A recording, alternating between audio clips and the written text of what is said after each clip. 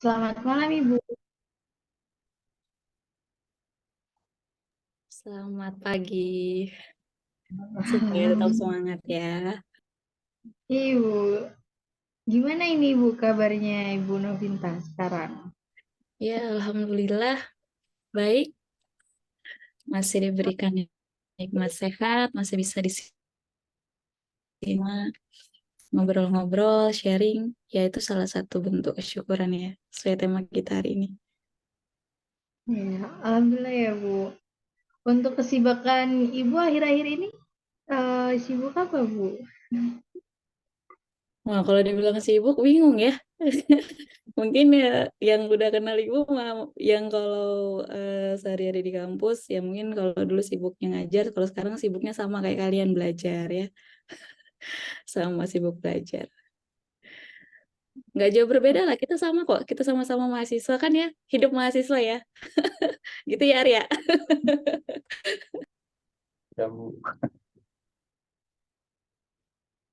Baik. Sebelumnya izin ya Ibu dan teman-teman semua, izin untuk memulai acara. Baik, sebelumnya Bismillahirrahmanirrahim. Assalamualaikum warahmatullahi wabarakatuh. Waalaikumsalam warahmatullahi wabarakatuh. Selamat malam, salam sejahtera semua.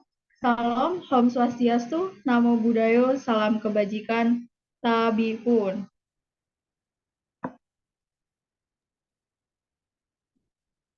Alhamdulillahirabbil alamin wassalatu wassalamu ala asrofil anbiya'i wal mursalin wa ala alihi wa sahbihi ajmain. Amma ba'du.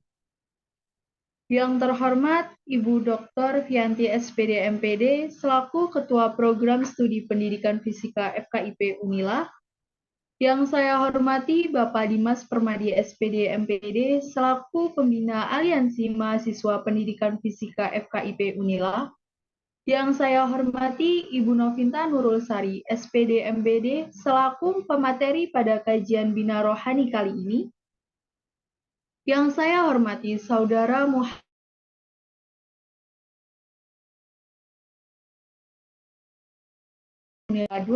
beserta teman-teman hadirin yang saya sayangi karena Allah Subhanahu wa taala.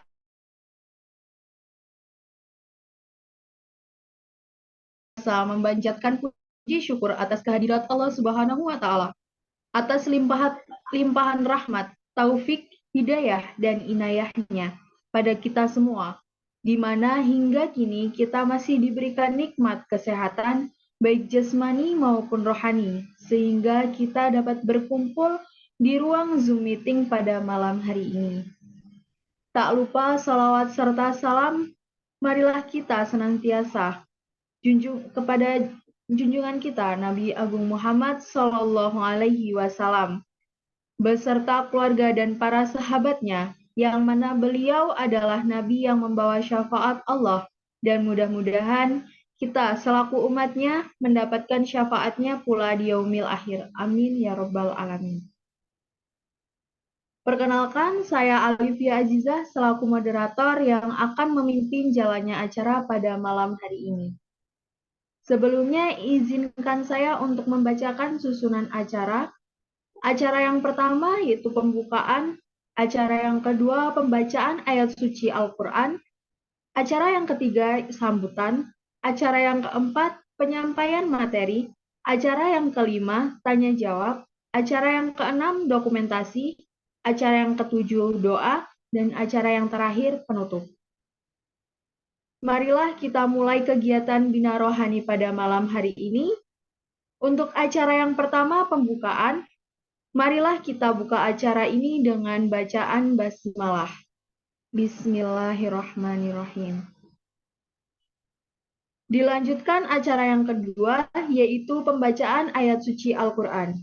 Kepada Saudara Wahyu Farhan Amrullah, dipersilahkan.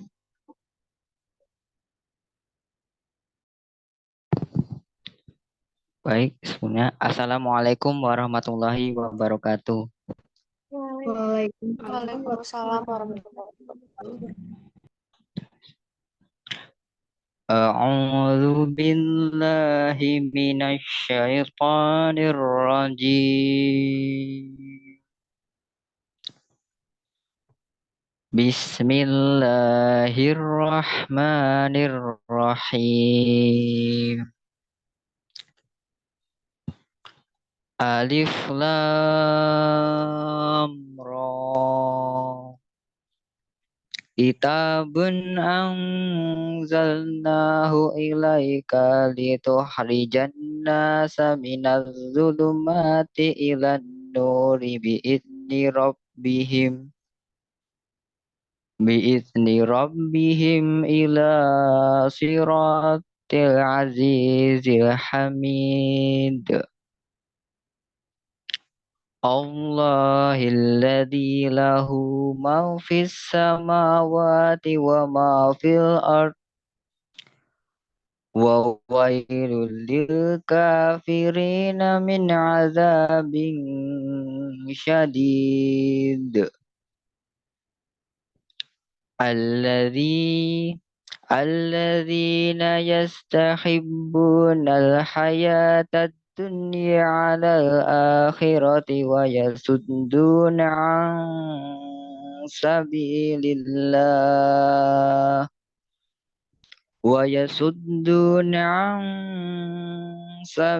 الله ويبغونها عوجا أولئك في ضلال بعيد.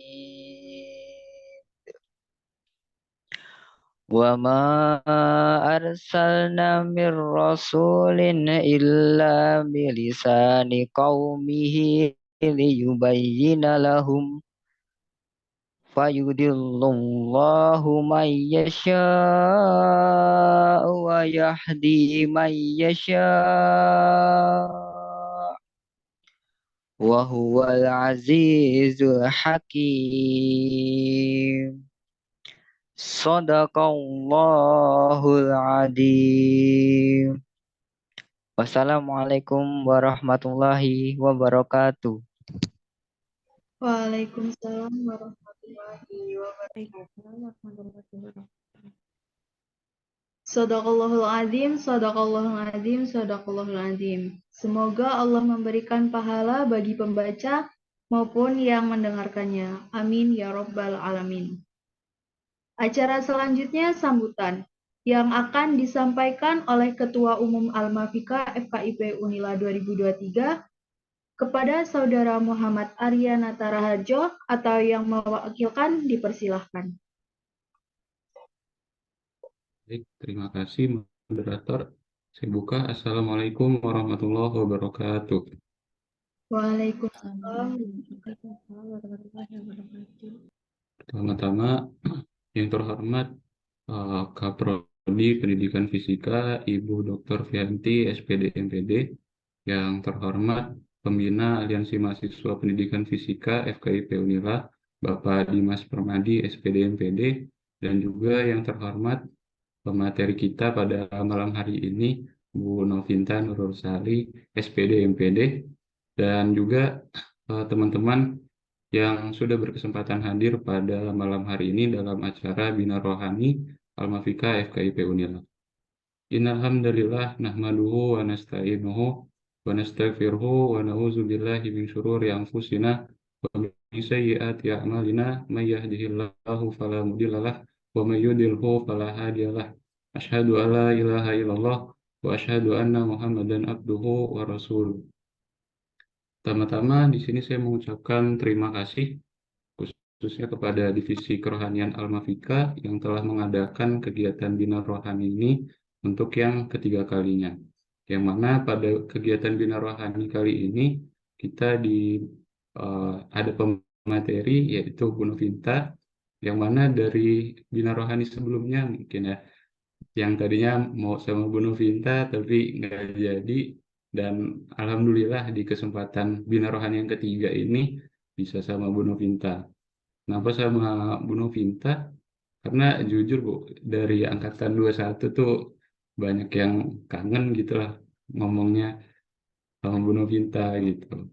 Dan mungkin di kesempatan malam ini mungkin banyak dari teman-teman juga yang belum sempat join, belum sempat hadir karena di minggu-minggu ini emang kalau dari mahasiswa pada sibuk-sibuknya, sibuk dari angkatan 23 sibuk ngelaprak, angkatan 22 sibuk proyekan, kalau angkatan 21 sibuk meeting, Bu. Gitu. Ya, tapi alhamdulillah itu semua masih masih ada yang join dan tentunya yang join di sini saya ucapkan terima kasih karena salah satu indikasi bahwa diri kita itu dikehendaki kebaikan itu selalu ingin belajar dan terus belajar. Dalam hadis Nabi, mayuridillah bihi khairah yufaqihu fiddin. Barang siapa yang dikehendaki kebaikan, maka dia akan dipahamkan untuk urusan agamanya.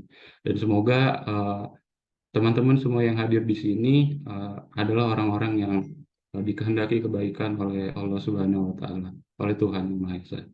Mungkin itu saja sambutan dari saya. Kurang lebihnya saya mohon maaf. Saya akhiri. Wassalamualaikum warahmatullahi wabarakatuh. Waalaikumsalam warahmatullahi wabarakatuh. Diucapkan terima kasih kepada Saudara Muhammad Arya Natara Harjo atas sambutannya.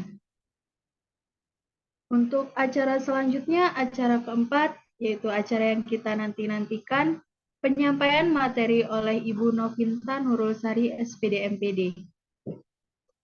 Kepada beliau dipersilahkan. Ya, baik. Terima kasih, moderator. Siapa nih namanya? Alifia Azizah ya? Angkatan 2023, salam kenal ya. Belum pernah ketemu ya kita ya.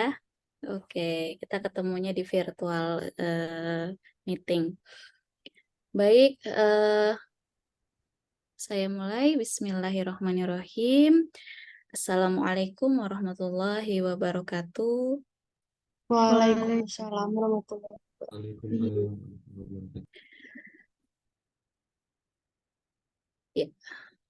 Suara saya bisa terdengar? terdengar. Jelas ya, baik. Baik, innal hamdalillah nahmaduhu wa nasta'inuhu wa nastaghfiruh wa na'udzu billahi min syururi anfusina wa min sayyiati a'malina may yahdihillahu fala mudhillalah wa may yudlil fala hadiyalah. Asyhadu an la ilaha illallah wahdahu la syarikalah wa asyhadu anna Muhammadan abduhu wa rasuluh la nabiyya ba'da. Baik, sebelumnya saya mengucapkan terima kasih kepada Almafika yang telah memberikan kesempatan kepada saya untuk bisa bergabung untuk menjadi narasumber pada kegiatan Bina Rohani pada hari ini. Yang saya hormati Ibu Dr. Fianti, semisal beliau hadir ya. Kemudian yang saya hormati Bapak Dimas Permadi selaku pembina Almafika yang melanjutkan perjuangan saya yang baru setengah jalan ya.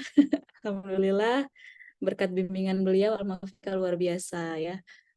Saya melihat bagaimana perkembangannya, bagaimana progresnya yang di bawah kepemimpinan Arya, M. Arya Natara Harjo, yang sejak awal saya memang yakin dia bisa memimpin ya, walaupun dengan dengan berdarah-darah ya Arya ya.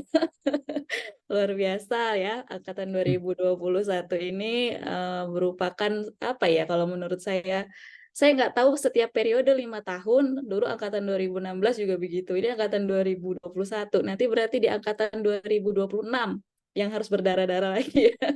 Karena memang nggak tahu setiap periode 5 tahun saya melihat ada kecenderungan bahwasanya mahasiswa ini gempurannya lebih hebat gitu ya di setiap 5 tahun. Baik, saya mengucapkan terima kasih juga kepada seluruh mahasiswa yang telah hadir pada malam hari ini. Saya sangat paham bahwasannya kalian dengan begitu banyak tugas, beban, terus disuruh sama ketua Almafika ya menjalankan program mau nggak mau kan, disuruh dipaksakan, iyalah harus itu memang. Ya mau nggak mau harus selesai.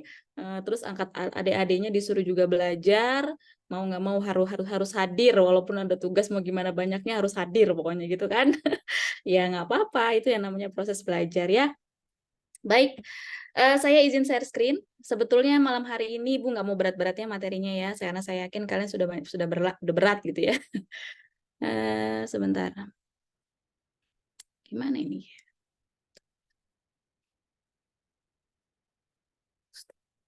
Hmm, sebentar.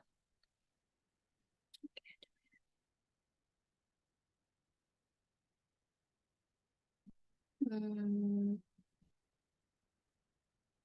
kalian bisa melihat screen saya tidak? Belum, Bu. Belum ya? Oh ya. Oh, bentar.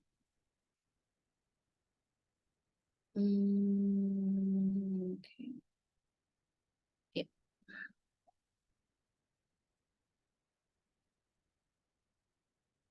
Oke. Sebentar ya. Ini saya baru ini ya, share screen. Oke, bisa. Insya Allah. Oke, sudah bisa terlihat ya? Sudah, Bu. Oke, ya baik. Tema kita pada malam hari ini yaitu hidup damai dan bersyukur. Masya Allah, luar biasa ya temanya ini sebetulnya ringan tapi berat gitu ya. Ringan tapi berat. Karena menjadi orang yang bersyukur itu butuh waktu yang lama untuk membangun nilai ini di dalam diri gitu. Baik, saat ini sedikit aja perkenalan untuk angkatan 2022 dan 2023 mungkin yang baru ketemu dengan saya nggak sempat ketemu dengan kalian untuk mengajar. Ibu itu salah satu dosen gitu ya, bareng dengan dosen yang saat ini mengajar kalian di program studi pendidikan fisika. Ibu masuk di Universitas Lampung di PSPF itu tahun 2018 gitu ya. Sebelumnya Ibu dulu pernah mengajar di salah satu sekolah swasta di Bandar Lampung. Jadi sebelum menjadi dosen Ibu adalah seorang guru dulunya. Jadi Ibu dulu pernah menjadi guru SD, menjadi guru SMP, SMA, sudah pernah semua. Ngajar privat, bimbel, udah semua. Jadi ketika Ibu mengajar mata kuliah fisika sekolah, micro teaching, paling tidak terbayang akan seperti apa nanti di lapangan kalian akan menemui peserta didik. Kemudian saat ini Alhamdulillah Allah masih memberikan rezeki kepada Ibu untuk melanjutkan studi di Universitas Islam Internasional Indonesia. Universitas ini adalah universitas yang baru, berdiri tahun 2021, berdasarkan Perpres, Peraturan Presiden langsung oleh Pak Jokowi, karena memang ini universitas yang menggunakan kurikulum Cambridge, universitas yang satu-satunya juga menerapkan kurikulum internasional. Ini sedikit cerita, siapa tahu ada yang melanjutkan studi nanti di sini ya. Jadi universitas ini sekali Ibu promo ya nggak apa-apa ya Arya ya. Ya baik, kampus ini memang langsung di handle oleh 4 kementerian gitu ya, Kementerian Keuangan, Kemendikbudristek, Kementerian Agama. Kemudian universitas ini juga memberikan beasiswa yang paling besar ya di Indonesia untuk untuk khususnya program studi pendidikan gitu. Jadi kalau mungkin dari kalian nanti akan melanjutkan studi S2 bisa di sini ada program double degree ya. Itu dengan Universitas Deakin University Australia.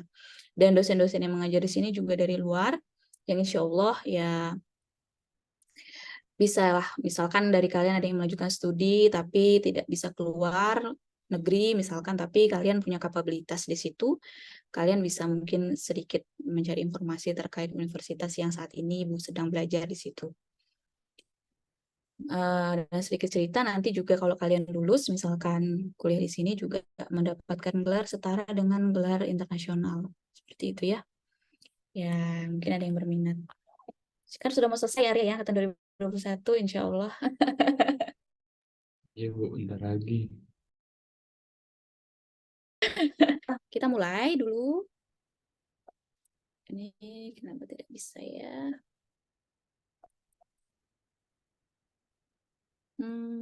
Oke. Pertanyaannya, sejauh mana selama ini kita sudah bersyukur?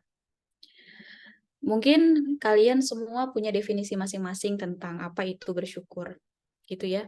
Dan saya yakin selama kita memiliki suatu keyakinan atau faith gitu, terkait dengan religionnya apapun, baik itu Islam maupun non-Islam, non-Muslim, saya yakin ada konsep bersyukur di dalam kehidupan, sehingga konsep bersyukur ini sifatnya sangat umum sebetulnya.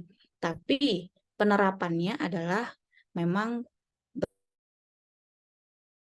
berdasarkan dengan keyakinan. Tapi kita coba menyamakan satu suara terkait apa konsep bersyukur.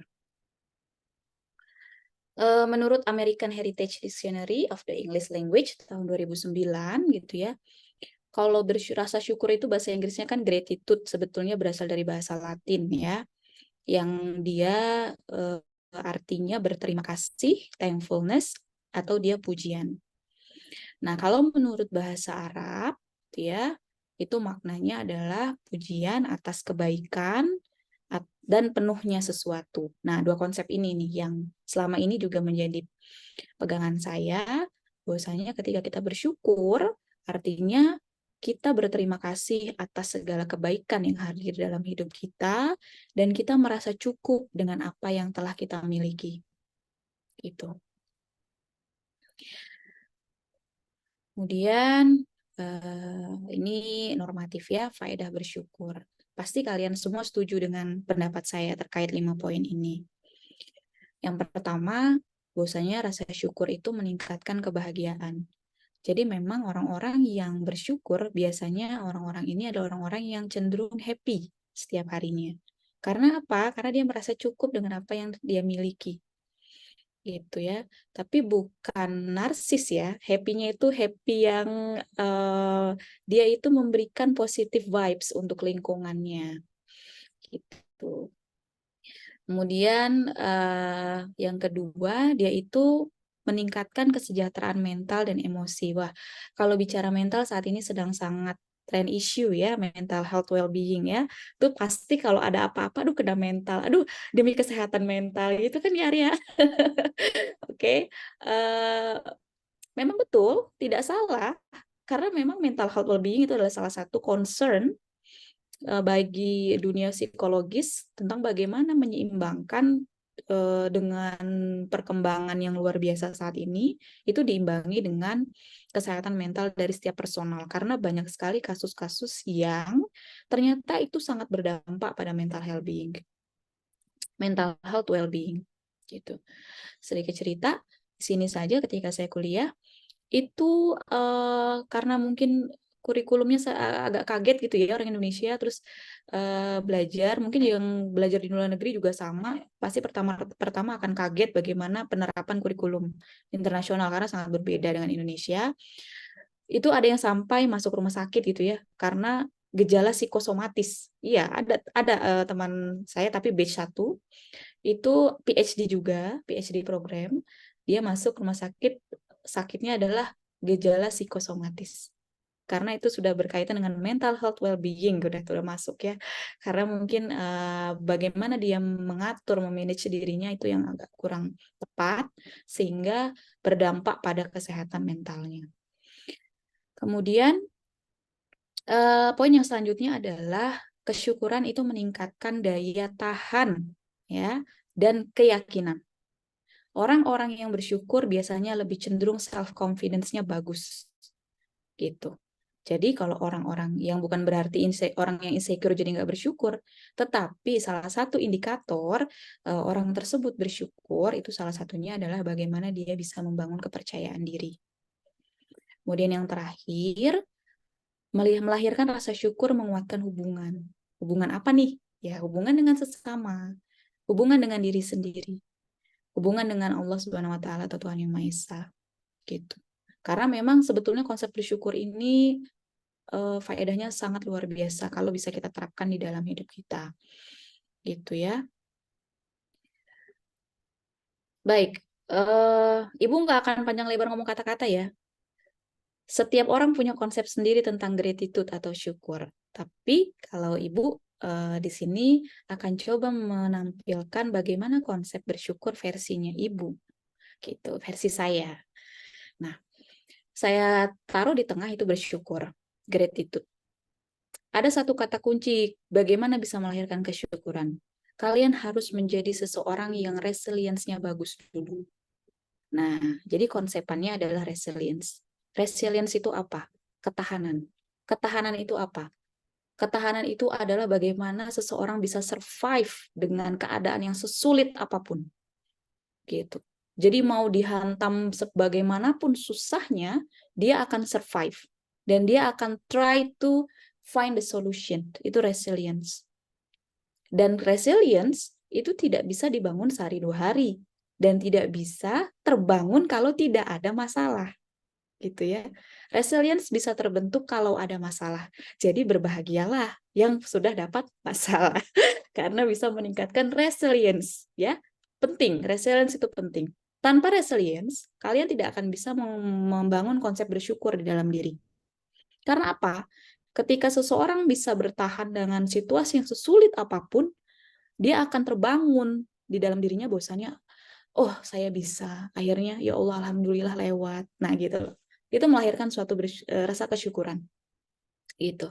Nah, konsep bersyukur itu sangat erat kaitannya dengan kesejahteraan psikologis. Nah, hati-hati. Bersyukur itu larinya bisa kesehatan diri juga loh. Kenapa? Karena kesejahteraan psikologis itu larinya bisa ke kesehatan jasmani. Apa sih kesejahteraan psikologis? Ya, namanya psikologis berarti berkaitan dengan sesuatu yang sifatnya laten atau tersembunyi dalam tubuh kita ya. Value, ya, value apa namanya, kemudian intention, kemudian apa namanya, attitude, itu termasuk bagian dari kesejahteraan psikologis. Nah, kesejahteraan psikologis ini itu kaitannya ada konsep yang namanya penerimaan diri, ada juga otonomi. Otonomi itu pengaturan diri kita ya. Bagaimana kita mengatur diri kita, kemudian bagaimana kita menjalin hubungan yang positif dengan orang lain, kemudian kita punya yang namanya tujuan hidup, dan kita menjadi seseorang yang memiliki nilai untuk menjadi orang yang personal growth. Itu personal growth itu artinya dia pertumbuhan pribadi gitu ya, personal development gitu. Nah, kesejahteraan psikologis itu dibangun dengan rasa syukur.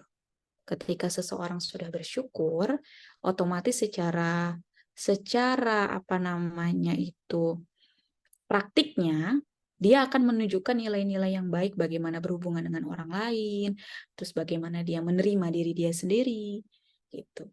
Dan kalau dia punya rasa syukur, otomatis itu sedikit demi sedikit akan memperbaiki mental health-nya. Jadi bagaimana caranya supaya mental health saya baik? Caranya adalah bukan menghindari masalah, tetapi menghadapi masalah dan bagaimana saya bertahan dan bagaimana saya bisa menyelesaikan. Dari situ ketika masalah bisa diselesaikan sedikit demi sedikit, kalaupun masalah tidak selesai itu tidak masalah. Karena Allah atau Tuhan itu memberikan masalah untuk kita bukan semuanya untuk diselesaikan. Ada bagian yang memang akan diselesaikan sendiri oleh Tuhan. Tugas kita adalah bagaimana kita berusaha menyelesaikan masalah.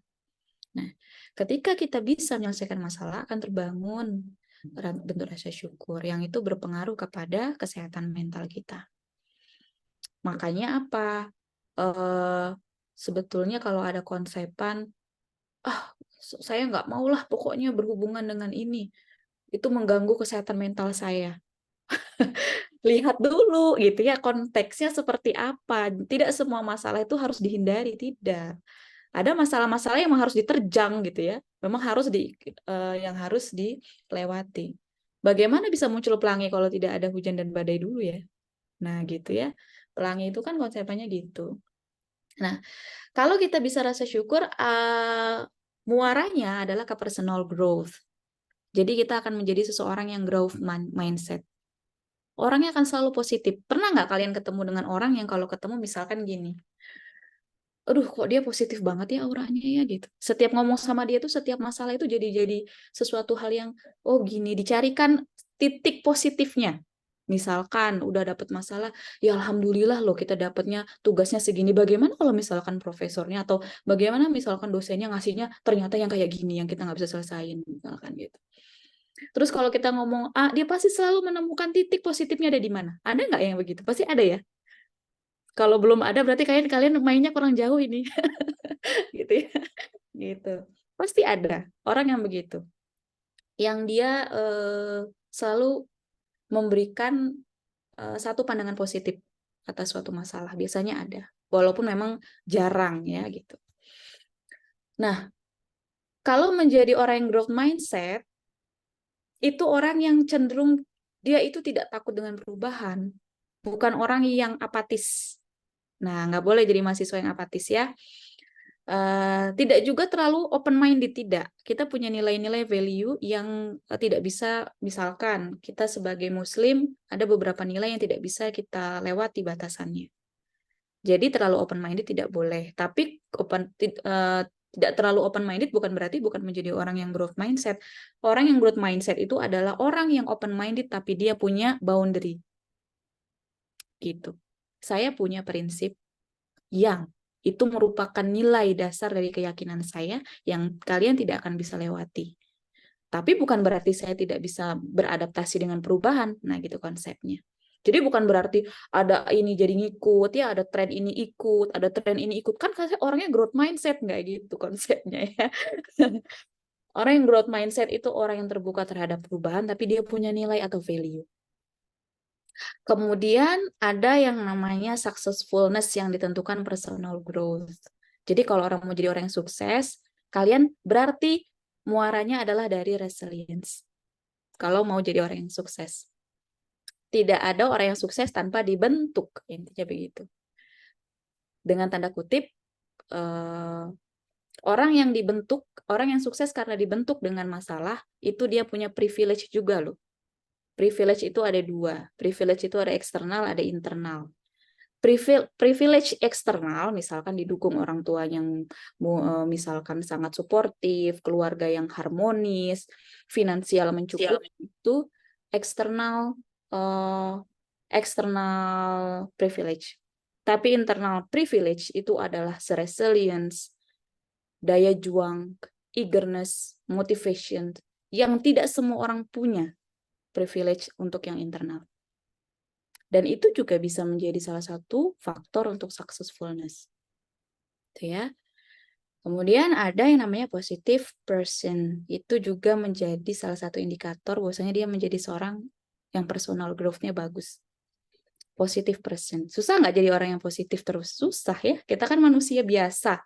Kita juga jatuh bangun, up and down gitu ya kan. Capek gitu. Tapi bukan berarti capek itu menjadikan kita menjadi tidak baik gitu kan. Saya punya prinsip bahwasanya bagaimanapun lelah dan capeknya kita tetaplah menjadi orang yang baik. Baik itu gimana Bu ya? Baik itu tidak ada ukurannya. Baik itu tidak ada ukuran seperti fisika, ya kan? Yang jelas ketelitian dan ketidakpastiannya. Kebaikan, kesyukuran, resilience, semuanya laten. Laten itu tersembunyi. Dan dia tidak bisa diukur dengan instrumen yang sifatnya fisik. Makanya itu bergantung all about perception gitu. Kemudian tadi saya bilang personal growth itu sebagai dampak dari bersyukur pasti dia orangnya menjadi orang yang happy. Bahagia itu ada kata istilah bahagia itu sederhana. Karena memang versi bahagia orang itu beda-beda. Saya bahagianya itu gimana tuh mungkin nggak sama dengan kalian. Bahagianya saya Bu, kalau misalkan saya di ACC misalkan gitu, skripsi saya Bu gitu. Bahagia dia udah gitu. Ada yang bahagianya saya tuh kalau bahagia tuh kalau jalan-jalan misalkan gitu. Saya maunya foto-foto, jalan-jalan tuh happy-nya saya misalkan gitu. Ya karena memang si bahagia itu beda-beda gitu. Dan bukan berarti kita harus menyamakan satu kebahagiaan kita dengan kebahagiaan yang lain karena tidak bisa dikomparasi. Ya, tingkat personal growth-nya orang-orang itu berbeda-beda. Jangan membandingkan. Itu yang kata kuncinya. Untuk bisa bersyukur, untuk bisa mencapai personal growth, kalian harus punya mental health well-being. Salah satu membangun mental health well-being itu bisa dengan mensyukuri apa yang ada dalam diri sendiri. Sehingga apa? How untuk bisa menjadi bersyukur saya tandai ada 2. Yang pertama, sudahkah kalian mengenal diri sendiri? Saya nggak perlu jauh-jauh ngomongin masyarakat, community, negara, agama dulu. Diri sendiri dulu. Karena apa? Semua dibangun dari diri sendiri dulu. Ya, bagaimana kita mengenal diri sendiri? Sudah kenal belum dengan diri sendiri? Mengenal diri sendiri itu seperti apa sih, Bu? Gitu ya. Mengenal diri sendiri itu adalah kita memahami apa kelebihan dan kekurangan kita. Kita juga tidak akan membandingkan diri kita dengan orang lain. Tuh ya, bangga dengan diri sendiri. Siapa yang mau bangga kalau tidak kita sendiri ya? Siapa yang mau memberikan suatu hal yang positif ke dalam diri ini kalau bukan diri kita sendiri? Sehingga menurut saya, untuk bisa menjadi orang yang berguna bagi masyarakat, dia juga harus bisa dulu berguna bagi dirinya. Untuk bisa menjadi pemimpin yang baik, harus bisa memimpin dirinya. Gitu, ya. Kenali diri kalian dulu. Karena di dalam agama Islam juga ketika ingin mengenal Allah Subhanahu wa Ta'ala, maka kalian ada konsep mengenal diri sendiri dulu. Itu yang harus dipelajari awalnya. Tahapan belajarnya. Untuk mengenal Allah Subhanahu wa Ta'ala, kenali diri sendiri dulu. Karena apa? Melalui kita kenal diri sendiri, maka kita akan kenal siapa pencipta kita. Ya Allah, saya tuh punya kelebihan tuh kayak gini ya gitu. Oh, yang itu nggak dipunya oleh orang lain. Tapi bukan berarti kita too confidence, tidak. Itu menjadikan sombong. Tapi mengenal diri sendiri adalah kita sadar dengan potensi yang kita punya. Saya punya sedikit cerita. Jadi gini, di salah satu pedesaan gitu ya, adalah di situ banyak ternak, ada sapi, kemudian ada kuda, ada ayam, ada anjing, ya, ada kucing dan sebagainya. Nah, suatu ketika ini anggaplah binatangnya bisa berbicara. Ya, ini satu kisah yang mungkin bisa kalian ambil atau petik hikmahnya. Jadi ada seekor anjing kecil gitu ya. Jadi pemiliknya ini sangat senang dengan hewan. Apa namanya? Nah, ini saya coba, tapi ini susah ya nanti kalau kalian baca. Kalian bisa kebaca nggak slide saya? Masih PPT atau sudah Word? Masih yang itu, Bu, resilience tadi itu. Oh ya udah nggak apa-apa. Ya coba saya bacakan aja ya. Jadi ada seekor anak anjing gitu ya, dia berjalan di daerah ternaknya punya anggaplah si Fulan ini ya, si bapak ini. Kemudian dia berjalan, dia ketemu dengan kuda. Kudanya bilang, kamu apa namanya, pasti masih baru ya di sini, kata dia. Kata si kuda, lihat nih saya, katanya gitu. Saya ini membantu majikan saya luar biasa, saya bisa mengangkut banyak barang untuk dia. Sehingga saya disayang, setiap hari saya dikasih rumput. Gitu. Saya dikasih makan, saya kasih minum. Kalau kamu apa yang bisa kamu lakukan? Si anjing itu diam aja nunduk. Ya karena dia nggak bisa ngangkat barang-barang sebanyak itu. Kemudian dia jalan lagi. Dia jalan lagi, ketemu kandang sapi. Sapi bilang, kalau saya itu yang paling dihormati di sini. Gimana? Enggak. Itu majikan saya, kalau buat keju sama mentega, itu susunya dari saya. Kayak mana bisa makan kalau nggak saya kasih susunya? Misalkan gitu. Itu saya yang paling hebat itu. Saya yang paling dihormati di sini. Dari sekian banyak binatang yang ada di sini. Tambah dong, anjingnya merasa, ya Allah, saya nggak bisa ngapain, apalagi menghasilkan susu. Wong saya aja nggak bisa ngangkat sesuatu yang berat, wong saya masih, istilahnya kan dia kecil ya, anjing kecil. Kemudian lewat lagi, ada domba. Oh, yang paling disayang itu saya. Kenapa? Karena majikan saya itu tidak bisa tidur dengan nyaman kalau nggak dari mantel bulu yang dari bulu saya. Itu saya selalu menemani mereka setiap malam. Bulu saya dijadikan mantel yang untuk berlindung gitu ya, untuk selimutan dan sebagainya gitu. Kalau kamu pasti nggak bisa ngapa-ngapain kan, kata dia gitu.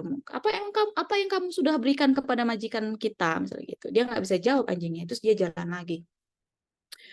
Intinya dia bilang ketemu ayam, iya saya juga menghasilkan telur gitu kan. Kemudian anjing ini terus berjalan, dia bilang itu artinya dia mengenal dirinya. Anggaplah saya juga seperti itu kondisi saat ini, misalkan dengan kalian sama. Kenapa kita melihat orang lain itu dengan potensi yang mereka punya, dia bisa bermanfaat untuk anggaplah majikan itu kita anggap sebagai suatu lingkungan atau sebagai suatu masyarakat yang dia bisa berkontribusi, sedangkan kita nggak bisa gitu.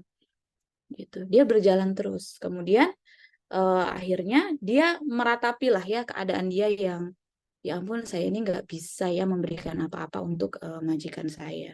Sementara ada sapi, ada kuda, ada apa tadi itu, domba, ada ayam, semuanya punya peran. Saya ini nggak bisa apa-apa, orang saya ini nggak punya kelebihan apa-apa, gitu kan? Kemudian ada ketika dia menangis, setia anjing kecil ini datanglah seekor anjing tua, gitu kan? Anjing tuanya ini melihat bahwasannya anjing ini sedang meratapi keadaannya, datanglah gitu ya ke anjing tua ini. Dia bilang, memang kamu itu terlalu kecil kalau kamu disuruh ngangkat barang atau menarik barang atau delman ya, menarik delman misalkan gitu. Kamu juga nggak bisa bertelur, kamu nggak bisa menghasilkan susu. Tapi kamu bukan berarti kamu harus menangisi dirimu sendiri. Bukankah Tuhan itu maha baik? Yang pasti ketika kita diciptakan, kita pasti dihadirkan dengan suatu hal yang bisa memberikan kegembiraan untuk orang lain, katanya gitu. Mikir dia, Tuhan itu menciptakan saya untuk apa? Orang saya nggak dikasih kelebihan apa-apa. Masa disuruh jaga maling? Kan dia masih kecil ya. Belum bisa gitu ya. Dia disuruh jaga maling, belum bisa. Saya bisanya ngapain gitu. Ternyata dikasih tahu lah. Katanya si anjing tua, nanti kalau majikan kamu datang, kamu tungguin aja di gerbangnya. Terus kemudian ketika majikanmu datang, cobalah sambut dengan tawa dan kegembiraanmu, katanya gitu. Nurutlah si anjing kecil ini. Akhirnya ketika majikannya pulang, disambut sama si anjing kecil ini. Kemudian anjing itu ketika majikannya pulang capek kan ya, sudah bawa macam-macam, kemudian si majikan tuh melihat anjing kecil itu menunggu dia di depan pintu. Terus seketika majikan itu meletakkan semua barang-barangnya dan memeluk anjing itu. Dan kamu tahu apa yang dikatakan oleh anjing? Kata majikannya begini, saya sangat letih gitu ya dalam bekerja. Tapi rasanya semua itu hilang ketika saya merasa ada yang menyambut saya ketika pulang. Gitu. Ternyata hal yang dimiliki oleh anjing itu adalah dia bisa memberikan kasih sayang yang tidak bisa diberikan oleh seluruh binatang yang ada di situ. Gitu. Jadi, apa hikmah yang bisa diambil dari cerita saya? Ada nggak yang bisa mengambil hikmah dari cerita saya? Artinya apa? Dari sudahkah kalian mengenal diri sendiri, artinya itu bukan berarti ketika kita tidak bisa berkontribusi seperti orang lain, kita tidak punya nilai apa-apa. Kita itu punya sesuatu. Hanya saja kita belum sadar. Sebenarnya kita ini bisa ngasih apa sih gitu ya. Nah, kemudian kalau kita sudah kenal diri kita sendiri, kita pasti tahu kelemahan kita apa, kelebihan kita apa. Sama aja, kita tidak mungkin menyuruh sapi untuk memanjat, monyet untuk berenang. Pernah dengar kisah itu ya? Nggak bisa. Mereka nggak akan bisa melakukan itu karena memang bukan itu tujuan mereka diciptakan. Kembali ke penciptaan ya, gitu. Nah, kalau sudah mengenal diri sendiri, baru kalian bagaimana cara kalian memandang masalah, gitu. Karena kesyukuran itu kaitannya pasti dengan masalah. Karena apa? Biasanya kalau kita diberikan suatu kebahagiaan, mudah nggak bersyukur? Mudah ya? Mudah. Kita dapat duit, dapat nilai bagus, pasti alhamdulillah gitu ya kan. Tapi kalau dikasih tugas yang bertubi-tubi, Bisa nggak bilang, Alhamdulillah ya Allah saya dikasih tugas banyak banget gitu. Bisa nggak ngomong gitu? Nggak bisa kan? Nah, makanya apa? Untuk melahirkan bersyukur itu saya kaitkan dengan masalah. Ketika ada masalah, itulah sikap kita. Kita bisa mengukur rasa syukur kita ada di mana. Karena gini, orang yang baik, kalau dikasih masalah, misalkan orang itu sabar, itu orang yang baik. Tapi orang yang lebih mulia adalah ketika dikasih masalah, dia bersyukur, dia sabar, dan dia mencoba mencari apa hikmah dari masalah yang dia sedang hadapi. Gitu. Mencari hikmah dari setiap masalah. Dan mencari hikmah dari setiap hal-hal yang sulit. Gitu. Yaitu, nah, kalau konsep hidup damai, sebetulnya ini ada beberapa poin. Ada rasa tenang, ketenangan, sedikitnya tekanan dan kebingungan, kemudian kesejahteraan di hampir semua aspek. Saya tidak bilang di seluruh aspek, karena memang tidak ada sesuatu yang sempurna di kehidupan ini. Makanya kesejahteraan itu saya bilang hampir di semua aspek. Kemudian hubungan yang baik antara individu dan sesama, konsepnya sama kan dengan syukur ya. Kemudian masyarakat yang harmoni. Tapi sebelum ke sini, kita ke sini. Nah, saya bawa kalian juga ke sini. Saya nggak akan ngomong panjang lebar tentang apa itu hubungan antara syukur dengan damai dalam bentuk kata-kata. Cuman kalian mungkin bisa lihat dari mapping yang saya buat. Inilah bagaimana mapping kehidupan saya. Jadi, kalau bicara syukur dan damai, kalian pilih mana? Kesyukuran melahirkan kedamaian atau kedamaian melahirkan kesyukuran? Which one? Ada yang mau kasih opinionnya? Yang mana ya yang kalian pegang selama ini? Kesyukuran melahirkan. Ya, silakan Leovi. I choose the first one. The first Bersyukur one. dulu karena ya. Oke, bersyukur dulu baru bisa damai gitu ya Leovi ya. Iya Ibu, betul. Oke, thank you. Is there any opinion? Another opinion maybe? Dari angkatan 23 dong. Ada nggak angkatan 23? Saya mau ngobrol dong dengan satu orang dong. Tapi bukan moderator ya. Yang lain ada nggak yang mau memberikan opinion ya selama ini yang dipegang yang mana? Kesyukuran melahirkan kedamaian atau kedamaian melahirkan kesyukuran? Nggak ada? Dua-dua? Nggak ada ya? Oke. Saya takut salah Bu gitu. Kan saya nggak lagi ngajar ya. Kan nanti nggak dapet, tenang aja nggak dinilai kok sama saya. Oke. All of the perception, both of them are true. Tapi beda konteks. Kalau kesyukuran melahirkan kedamaian, itu bicara tentang bagaimana damainya itu di konteks masyarakat. Tapi kalau kedamaian melahirkan kesyukuran, itu konteksnya adalah dengan diri sendiri. Damainya dengan diri sendiri. Kalau yang kesyukuran melahirkan kedamaian, itu konteksnya dengan masyarakat. Yang kalau kalian memilih kesyukuran melahirkan kedamaian, berarti selama ini kalian itu adalah orang yang bagus ya. Kenapa? Karena kalian sangat intentionnya itu sangat ke masyarakat banget. Bagaimana berkontribusi di masyarakat. Yang namanya Almafika. Almafika kan harus ya harus bisa berkontribusi untuk masyarakat. Itu bagus. Leovi benar. Tapi hal yang paling penting yang harus kalian garis bawahi adalah sebelum kalian bisa memberikan kedamaian untuk lingkungan, try to make yourself in a peace first. Coba buat diri kalian damai dulu. Jadi kalau saya selama ini yang saya lebih dulu utamakan adalah kedamaian melahirkan kesyukuran. Bagaimana saya bisa berdamai dengan diri saya sendiri? Dengan segala banyaknya tuntutan, tekanan, gitu ya. Kalau udah berdamai dengan diri sendiri, maka saya bisa lebih banyak bersyukur. Ketika saya sudah banyak bersyukur, maka secara diri pribadi saya itu akan meningkat ke yang namanya subjective well-being. lari lagi tadi ya ke konsep tentang pengembangan diri. Nah, ketika saya sudah bersyukur, baru saya loncat ke konsep yang pertama, kesyukuran melahirkan kedamaian. Jadi kedamaian melahirkan kesyukuran, melahirkan kedamaian lagi. Gitu. Nah, kedamaian yang di konteks yang pertama yang Leovi tadi sampaikan, itu ketika kita sudah bisa bersyukur, maka bisa melahirkan kedamaian untuk lingkungan karena diri kita juga sudah damai.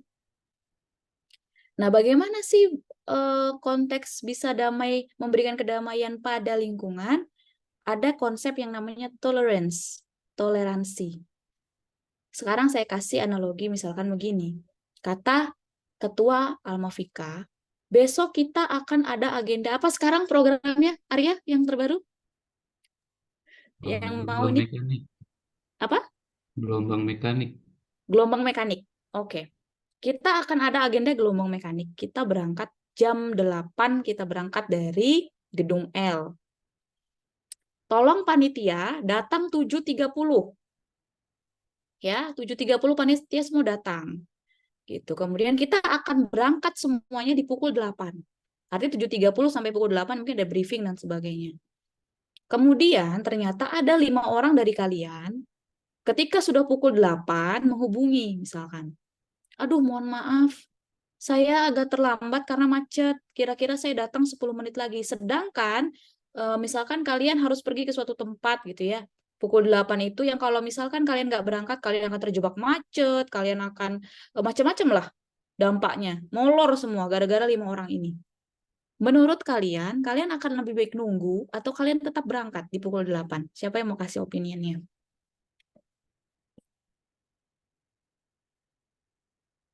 Is there anyone to give the opinion? Jangan Ketua Almafika, kalau Ketua Almafika pasti bilang berangkat aja gitu. yang lain mungkin. Untung mau jawab gitu, Bu. Iya, coba dari Bina Rohaninya dong. Ini ada nggak yang mau ngasih? Kalau disuruh bilang, aduh Bu, kalau saya ngasih pendapat kayak gitu, nanti saya jadi sasaran massa Bu gitu ya. Ya, jadi nggak ada ya. Kalau misalkan kayak gitu konteksnya, kalau misalkan kalian menerapkan yang namanya tolerance, maka kalau misalkan dia telat 10 menit, maka sebaiknya adalah ditunggu. Kalau kita menjadi pribadi yang tadi, ayo berangkat, pokoknya kan karena udah konsekuensinya 8. Kalau semua orang punya pikiran yang demikian, maka tidak akan ada yang namanya kedamaian. Percaya dengan saya. Social justice-nya tidak terbentuk. Gitu. Ya. Tapi bukan berarti dia molor udah lewat dari 10 menit, molor lagi 15 menit. Nah, itu bukan begitu konsep toleransi. Konsep toleransi adalah memberikan kelonggaran sedikit, tapi tidak seterusnya. Tetap ada batasan. Misalkan, oke, kita tunggu sampai 8:10. Kalau kamu tidak datang di 8:10, terpaksa kami tinggal ya. Nah, begitu konsepannya. Konsep sangat sederhana, tapi ini penting. Karena sepakat yang terkait dengan ini, toleransi, bagaimana pendapat mereka, maka ada yang cenderung tinggal, ada yang cenderung nunggu. Ternyata saya melihat ketika saya mencoba untuk mencari jawaban terhadap pertanyaan sederhana ini, maka yang saya mengarah pada kesimpulan, oh ternyata untuk menghasilkan suatu lingkungan yang dia punya kedamaian di dalamnya, society-nya bagus, maka akan muncul toleransi. Berarti saya harus toleransi tapi tidak keluar dari boundary yang udah saya buat di awal. Saya sudah set nih ya. Oke, 8:10. Kalau dia tidak datang maka boleh ditinggal. Gitu, ya. Jadi kalau langsung pukul 8 yuk berangkat, pokoknya berangkat aja semua gitu. Tapi juga tidak bagus kalau pukul 8 harusnya berangkat molor jadi pukul 9, itu sudah bukan lagi toleransi ya. Itu sudah mengaret gitu. Nah, kalau sudah begitu, nanti akan ada yang namanya meaningful life. Bukan meaningful learning aja ya. Kalau di micro teaching ada istilah meaningful learning. Yang lagi micro teaching, harap bersabar ya. Oke, kalau di kita ini adanya meaningful life gitu. Jadi untuk membangun meaningful life, kita itu akan merasakan hidup kita lebih bahagia, lebih berharga, dan memiliki tujuan. Kalau dikaitkan dengan pembelajaran, meaningful learning berarti fun learning, kemudian memberikan ilmu yang memang bermakna untuk diterapkan, dan dia memiliki tujuan pembelajaran yang tepat. Nah gitu ya kira-kira.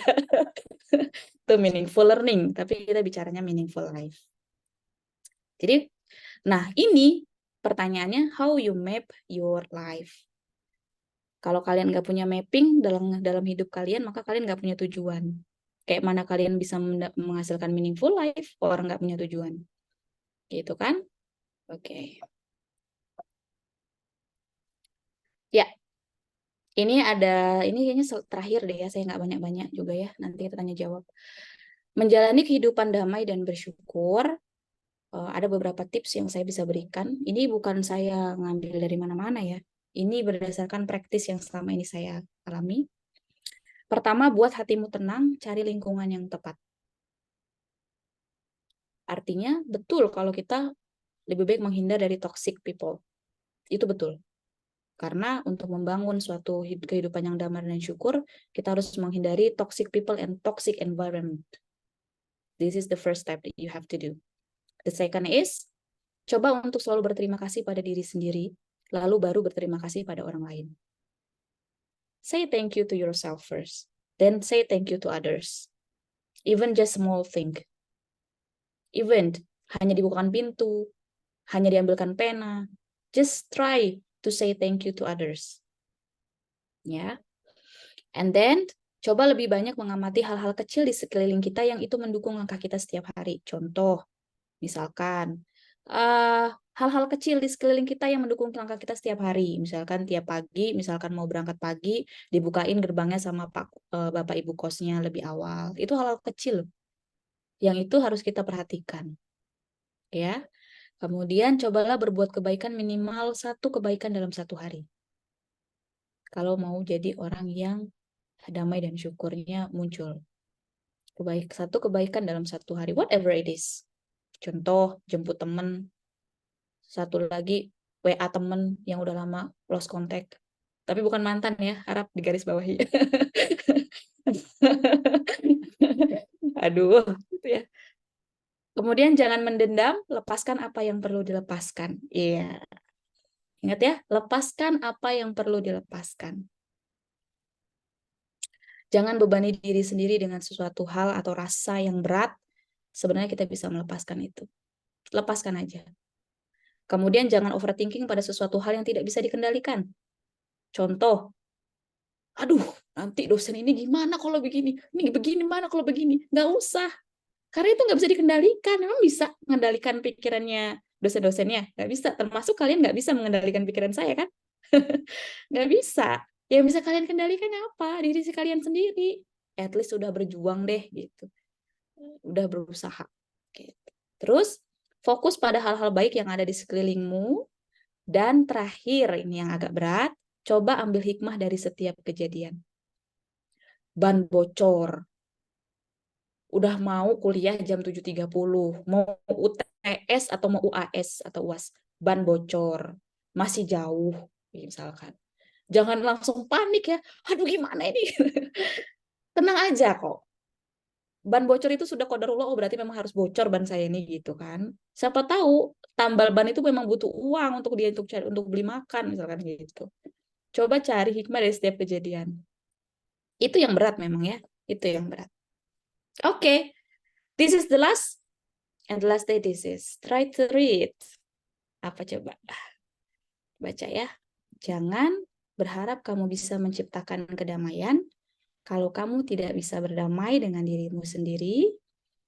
Hidup ini pasti akan menempamu. Itulah alasan kamu diciptakan. Kuatlah walau lelah. Ya. Ingat, Tuhan tidak akan salah memilih pundak. Semakin tinggi masalahmu, semakin baik nilai dirimu. Okay, maybe that's all from me. I hope this is this will be useful for you. This is the last word that I can say and I can give to you. Thank you for your nice attention. I will bring back to the moderator. Wassalamualaikum warahmatullahi wabarakatuh. Waalaikumsalam warahmatullahi wabarakatuh. Baik, diucapkan terima kasih kepada Ibu Novinta Nursari SPD SPD atas materinya yang telah diberikan kepada kami. Semoga ini dapat menambah ilmu kita. Amin ya robbal alamin. Untuk sesi selanjutnya yaitu sesi tanya jawab. Kepada rekan-rekan yang ingin mengajukan pertanyaan, dipersilahkan untuk mengangkat tangannya.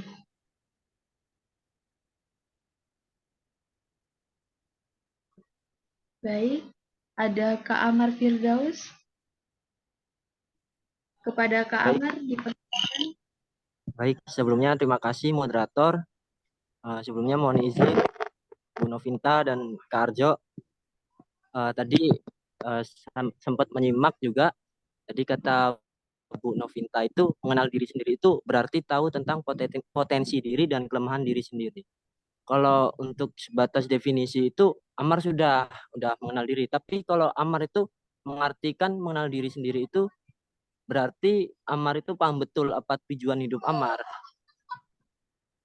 Terus tadi kan kenapa tadi Amar bilang masih bingung? Karena Amar ini setiap hari selalu berubah tujuan hidupnya.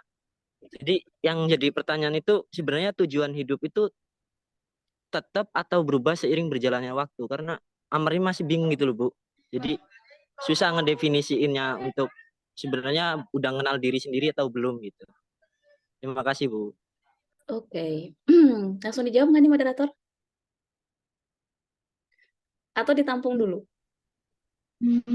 Baiknya Ibu gimana mau Aduh, kok ditampung? saya ya? Oh ya udah. Mungkin we'll try to answer first ya. Terima kasih Amar. Amar angkatan berapa ya tadi ya? Angkatan 22 Bu. Oke, salam kenal ya. Baik, this is very good questions. Ya, excellent ya. Apakah tujuan hidup itu berubah-ubah? Kamu nggak salah kok. Semua orang, kalau kamu ada di titik ini, kamu di jalan yang benar. Karena memang proses untuk memperoleh tujuan hidup yang tepat atau yang the final purpose or final goals of our life itu memang awalnya adalah begini. Bingung, aduh saya tuh kok hari ini gini tujuannya, besok ketemu orang beda lagi. Jadi begini, goals dalam hidup itu akan dipengaruhi oleh yang namanya tahapan perkembangan kita, ya. Kita di dalam ilmu psikologi ada yang namanya tahapan perkembangan. Seiring tahapan perkembangan, maka akan melahirkan orientasi hidup yang berbeda-beda. Tetapi tujuan hidup itu bukan berubah-berubah, tetapi tujuan hidup itu step by step. Ada tujuan hidup jangka pendek, ada tujuan hidup jangka panjang. Yang Amar maksud mungkin adalah tujuan hidup jangka pendek, yang di situ mungkin bisa dicapai dalam rentang waktu yang tidak panjang. Tapi ada juga tujuan hidup jangka panjang. Tujuan hidup jangka panjang hanya bisa dirumuskan dengan tepat ketika kalian sudah mature. Ada istilah yang namanya dewasa.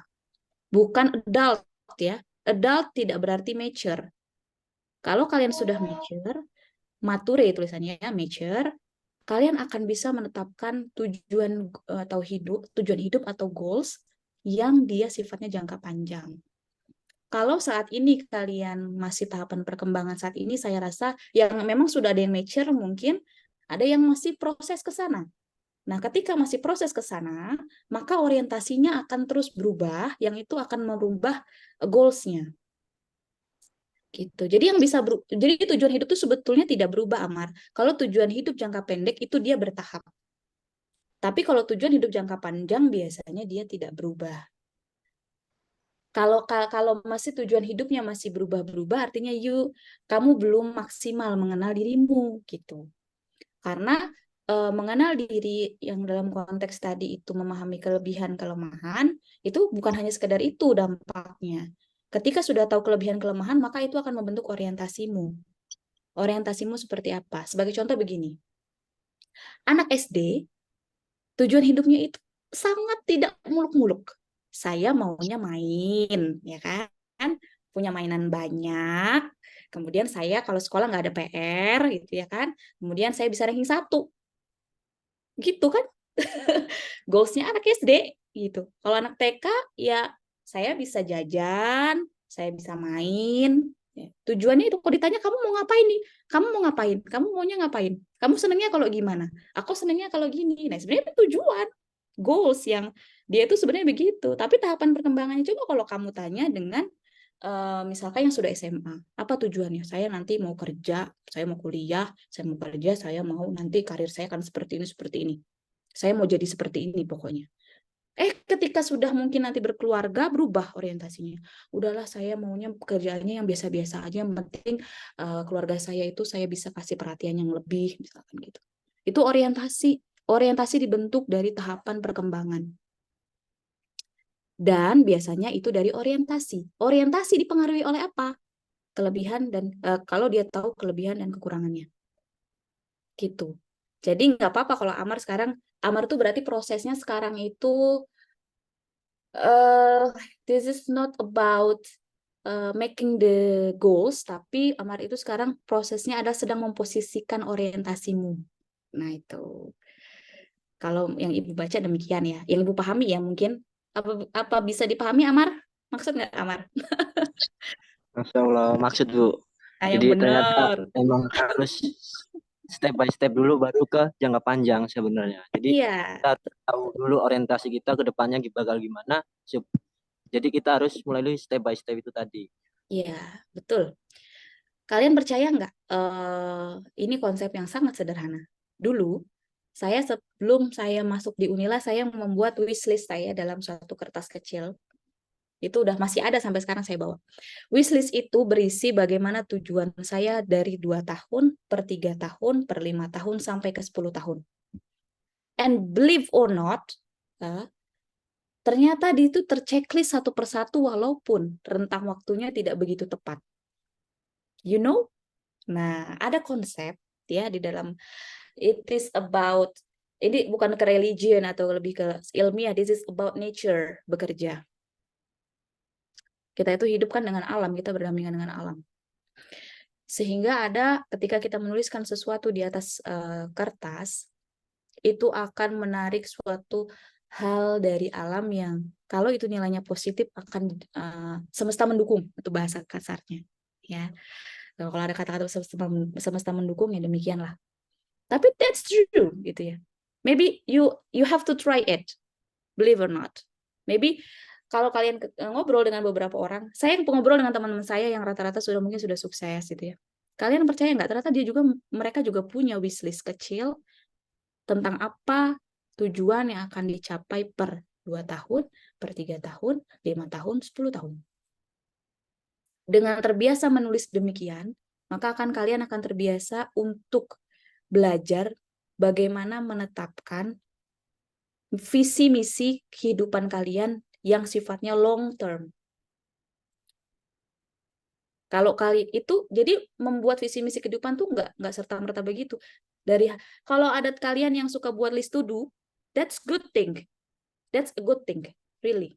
Karena apa? Oh, berarti kan sudah belajar untuk menjadi pribadi yang how to map your life step by step. Ada yang nyatet di laptopnya mungkin pakai sticky note, ada yang misalkan di handphonenya, ada yang pakai kertas. That's small thing, tapi itu dampaknya bisa besar. Believe me. Itu Amar ya. Coba Amar gitu. Dengan caranya Amar lah ya, dengan caranya Amar. Oke, maybe that's all yang bisa saya berikan untuk pertanyaan Amar. Mudah-mudahan bisa ya Amar sedikit memberikan pencerahan. You are in the right track. Itu aja. Kamu tidak salah. Oke? Terima kasih Bu. Ya, oke, good. Semangat. Oke, untuk pertanyaan selanjutnya dipersilakan untuk Saudara Kak Muhammad Aryana Taraharjo. Nanti aja, saya terakhiran aja. Dia closing statement. Moderator. Ya. Leofi aja tuh dulu. Ya. Untuk pertanyaan selanjutnya, boleh Kak Leofi dipersilakan. How are you, Leofi? I'm good. Ibu gimana? Alhamdulillah.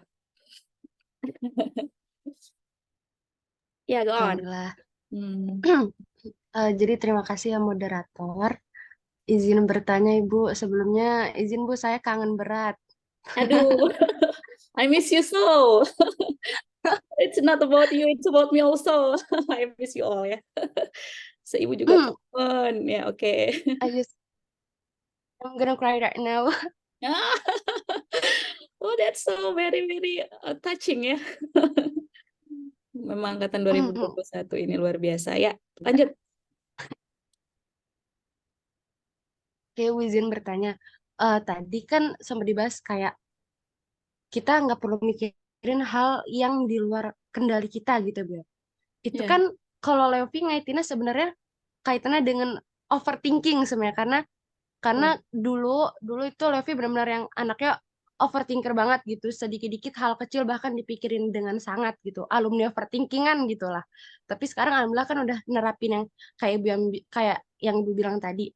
Cuman di beberapa saat kadang tuh Levi mikir gini, Bu, dulu kalau saya overthinking tuh kayaknya saya tuh lebih prepare ya sama di suatu kondisi-kondisi tertentu yang udah di overthinkingin gitu. Okay. Tapi semenjak kayak mikir, oh ini tuh bukan nggak bisa kita ngendaliin gitu loh, nggak apa-apa, nggak usah terlalu dipikirin gitu. Itu malah kadang kan sekarang dihadapin sama sesuatu yang sama kondisi yang buat Levi kaget, aduh duh kok tiba-tiba kayak gini nih, gimana gitu kan. Padahal kalau misalnya dulu kalau udah sering di overthinkingin kayak ini kan udah di overthinkingin berarti nanti gini-gini nih gitu. Menurut Ibu itu gimana ya Bu ya sama hal seperti itu? Cukup Oke. Ibu. Ya, thank you Leovi. Ini adalah pertanyaan untuk sejuta umat ya. Terutama yang saat ini sedang banyak deadline. Oke. Jadi overthinker is not the same with a good planner. Ya, overthinker is not the same like a good planner. Walaupun seseorang yang a good planner biasanya bermuncul dari overthinker. Gini, ketika kita dihadapkan pada suatu kondisi, gimana ya Bu menerapkan kapan saya harus overthinking, kapan saya harus let it go. Gitu kan intinya? Sebenarnya adalah hanya menempatkan kapan kita harus let it go, kapan kita harus overthinking. Jadi, semua itu balik lagi kepada konteks apa yang sedang kita hadapi, Leovi. Kalau yang kita hadapi adalah sesuatu yang berkaitan, kalau kalian tadi baca di slide saya, ada yang saya menuliskan priority. Priority saya adalah God is my priority. Oke? Maka prioritasnya adalah God kalau dalam hidup saya. Semua orang punya prioritas yang beda-beda. Setuju ya? Sepakat ya? You have your own priority. Prioritinya beda-beda. Yang kalau kalian sudah punya priority, so you can decide this is important or not for you. Ini penting banget nggak buat saya? Kalau seandainya saya fail di sini, saya akan merasa sangat menyesal tidak? This is the questions that you have to ask yourself first. Kalau saya gagal di sini, saya menyesal tidak? Gitu. Kalau jawabannya adalah, ya kalau saya gagal sebenarnya cuma hanya validasi dari teman-teman aja sih. Gitu aja sih. Tapi kalau dampak ke sayanya juga biasa aja. Misalkan gitu. So that means it's not your priority. Artinya kalau sudah bukan prioritasnya, maka you can choose. I want to be overthinker or I want to just let it go. Gitu. Tapi perlu dipahami bahwasannya betul kalau hasil tidak pernah mengkhianati proses. Ingat, dan tidak boleh meremehkan sesuatu. Tetapi balik lagi ke konsep prioritas kalian masing-masing. Ya. Jadi kalau saya tadi God is my priority, berarti Allah prioritas saya. Setiap aktivitas yang saya hadapi, Contoh, saya punya pekerjaan yang sangat banyak. Tapi prioritas saya apa? Prioritas saya adalah, ya Allah adalah prioritas, Tuhan adalah prioritas saya. Maka, ketika saya menyelesaikan pekerjaan itu, saya akan balikan itu ke prioritas saya. Oh, saya mau jawab pekerjaan ini karena saya tuh niat saya untuk bekerja ini untuk ibadah, pertama. Kalaupun saya fail di sini, at least saya sudah memberikan yang terbaik. Bukan untuk dosen saya, misalkan, bukan untuk teman-teman saya, at least buat Tuhan saya, buat diri saya sendiri. This is the best what I can do. Ingat, the best that I can do itu bukan berarti kalian berdarah-darah sampai melupakan semuanya, bukan. Sampai tidak makan, sampai tidak tidur, sampai tidak sholat, sampai tidak sembahyang mungkin, sampai tidak ibadah mungkin. This is not the best you can do, no. The best that you can do adalah kalian bisa balancing all the aspect. Kalian bisa tetap sholat, kalian bisa tetap makan, kalian bisa tidak tidur. Tidurnya bukan berlebihan ya, artinya you have at least kamu tidur, kamu memberikan waktu istirahat untuk dirimu, tidak menzolimi. Ingat ya, the best you can do adalah tidak menzolimi dirimu sendiri, itu yang paling penting. Jadi kalau kamu sudah bisa balancing all the aspect, jadi gini istilahnya itu, kalau sudah bisa tetap sholat, tetap makan, gitu ya, tetap dikasih waktunya untuk istirahat, terus kalian tetap bekerja. This is the best that you can do. Apapun hasilnya, ya udah, kita sudah memberikan yang terbaik, let Allah do the rest. Gitu. Tapi menjadi overthinker memang tidak baik. Ya. Ya lepaskan apa yang bisa dilepaskan, tapi berikan usaha terbaikmu pada setiap hal-hal. Saya yakin, setiap hal yang kalian hadapi saat ini semuanya merupakan prioritas karena ujung-ujungnya untuk ibadah kan. Seseorang yang menuntut ilmu itu pasti prioritasnya untuk ibadah. Gitu kan. Di dalam prosesnya, balik lagi di dalam proses untuk ibadah, itu ada istilahnya itu kotak-kotaknya gitu ya. Mana sih yang paling urgent listnya, top listnya yang mana aja gitu. Nah, top listnya ini yang mana aja. Nah, tapi bukan berarti yang top listnya ada di bawah ini nggak kalian pikirkan. Pikirkan, tapi porsinya tidak sebanyak yang prioritas di awal. Gitu. Tapi menjadi overthinker itu tidak sama dengan menjadi a good planner. Tetap harus bisa menjadi seorang yang a good planner. Karena seseorang yang tidak punya planning yang bagus, berarti dia tidak punya tujuan hidup, seperti yang Amar bilang. Kalau dia tidak punya tujuan hidup, berarti dia bukan a good planner. I'm sure about that thing. Gitu, Leovi.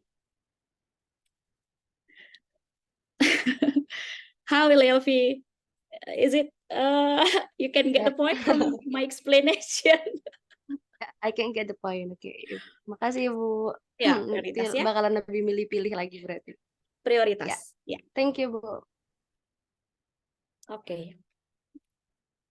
Masih ada? Ini siapa? Atika. Hai Atika. Halo Ibu.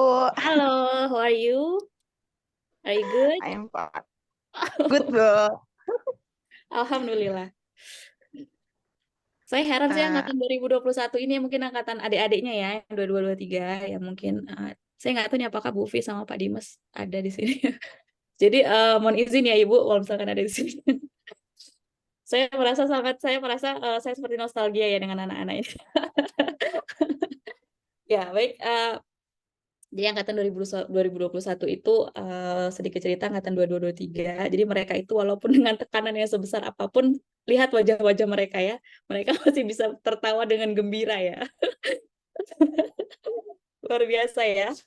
Itu yang harus kalian banyak pelajari ya. Siapa nih Alivia juga belajar kakaknya bagaimana di tengah tekanan tetap tersenyum. Oke, Atika, go on. Oke, Ibu. Atika izin nanya ya, Bu. Ya. Sebenarnya gini, Bu.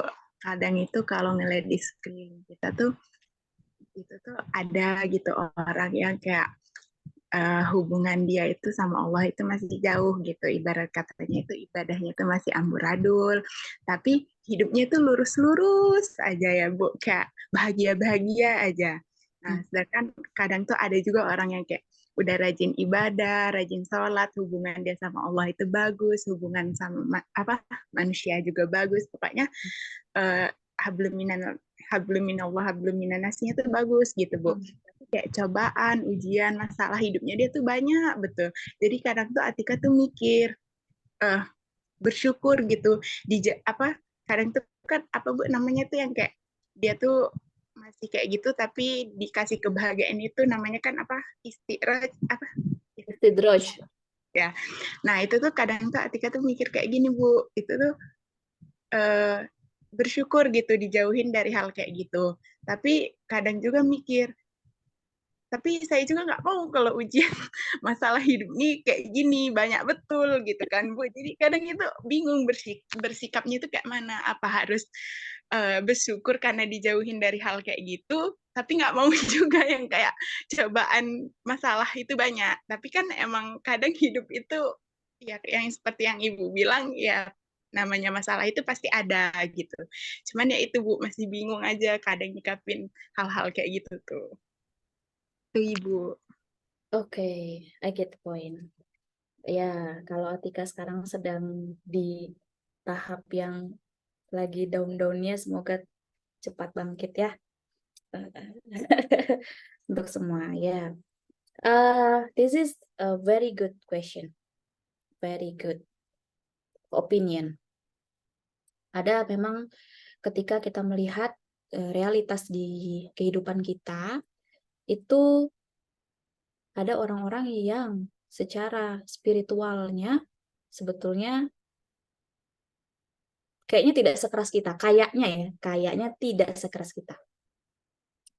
Tetapi kok hidupnya jauh lebih enak dibanding kita. Satu kata kunci untuk menyikapi permasalahan seperti ini adalah no judgment. You don't know anything about anyone. Ya, konsep yang pertama harus Atika bangun adalah coba hindari kata-kata judgment. Kadang-kadang kita tidak menyadari bahwasanya kita sedang menjudgment orang lain. Itu yang harus dihilangkan. Contoh, dia tidak sholat berjamaah dengan kita bukan berarti dia tidak menunaikan sholat.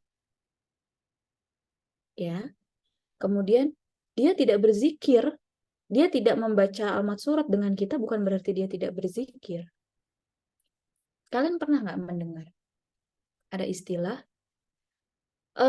seseorang yang beristighfar 100 kali dengan lisannya tetapi tidak menghayati di dalam hatinya bisa jadi kalah dengan seseorang yang hanya diam tapi dia beristighfar 1 kali dalam hatinya tapi dengan penuh kekhusyuan. Kalian tidak tahu setiap orang itu tahapan level keyakinan terhadap Tuhannya ada di mana. Ya, yang saya bilang balik lagi ke konteks, jangan compare dirimu dengan orang lain. Karena kita tidak punya kuasa atau hak untuk menempatkan orang itu ada di posisi di religious think or not. Gitu. Ya, kita nggak bisa bilang, lu udah sholat aja bolong-bolong, misalkan gitu.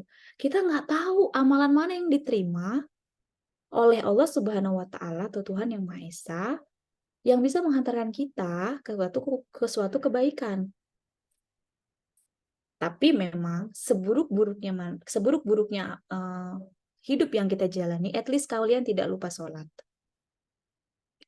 Ibarat bangunan, kalau bangunan tidak punya lantai atau keramik, misalkan hanya beralaskan tanah biasa, bisa tetap disebut bangunan nggak? Bisa berdiri nggak bangunannya? Kalau misalkan ya cuma lantainya misalkan dari tanah, mungkin bisa, itu kan? Kalau dia tidak punya atap masih bisa dibilang bangunan nggak? Bisa. Tapi kalau dia tidak punya tiang,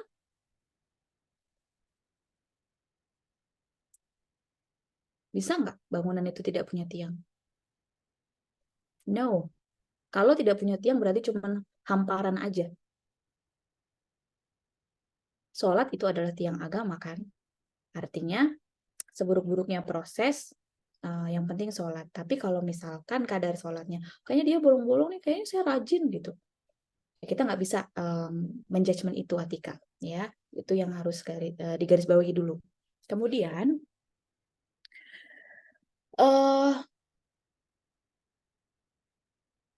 Tuhan itu atau Allah Subhanahu wa Ta'ala ya memberikan kita suatu masalah itu bukan untuk kita susah sebetulnya,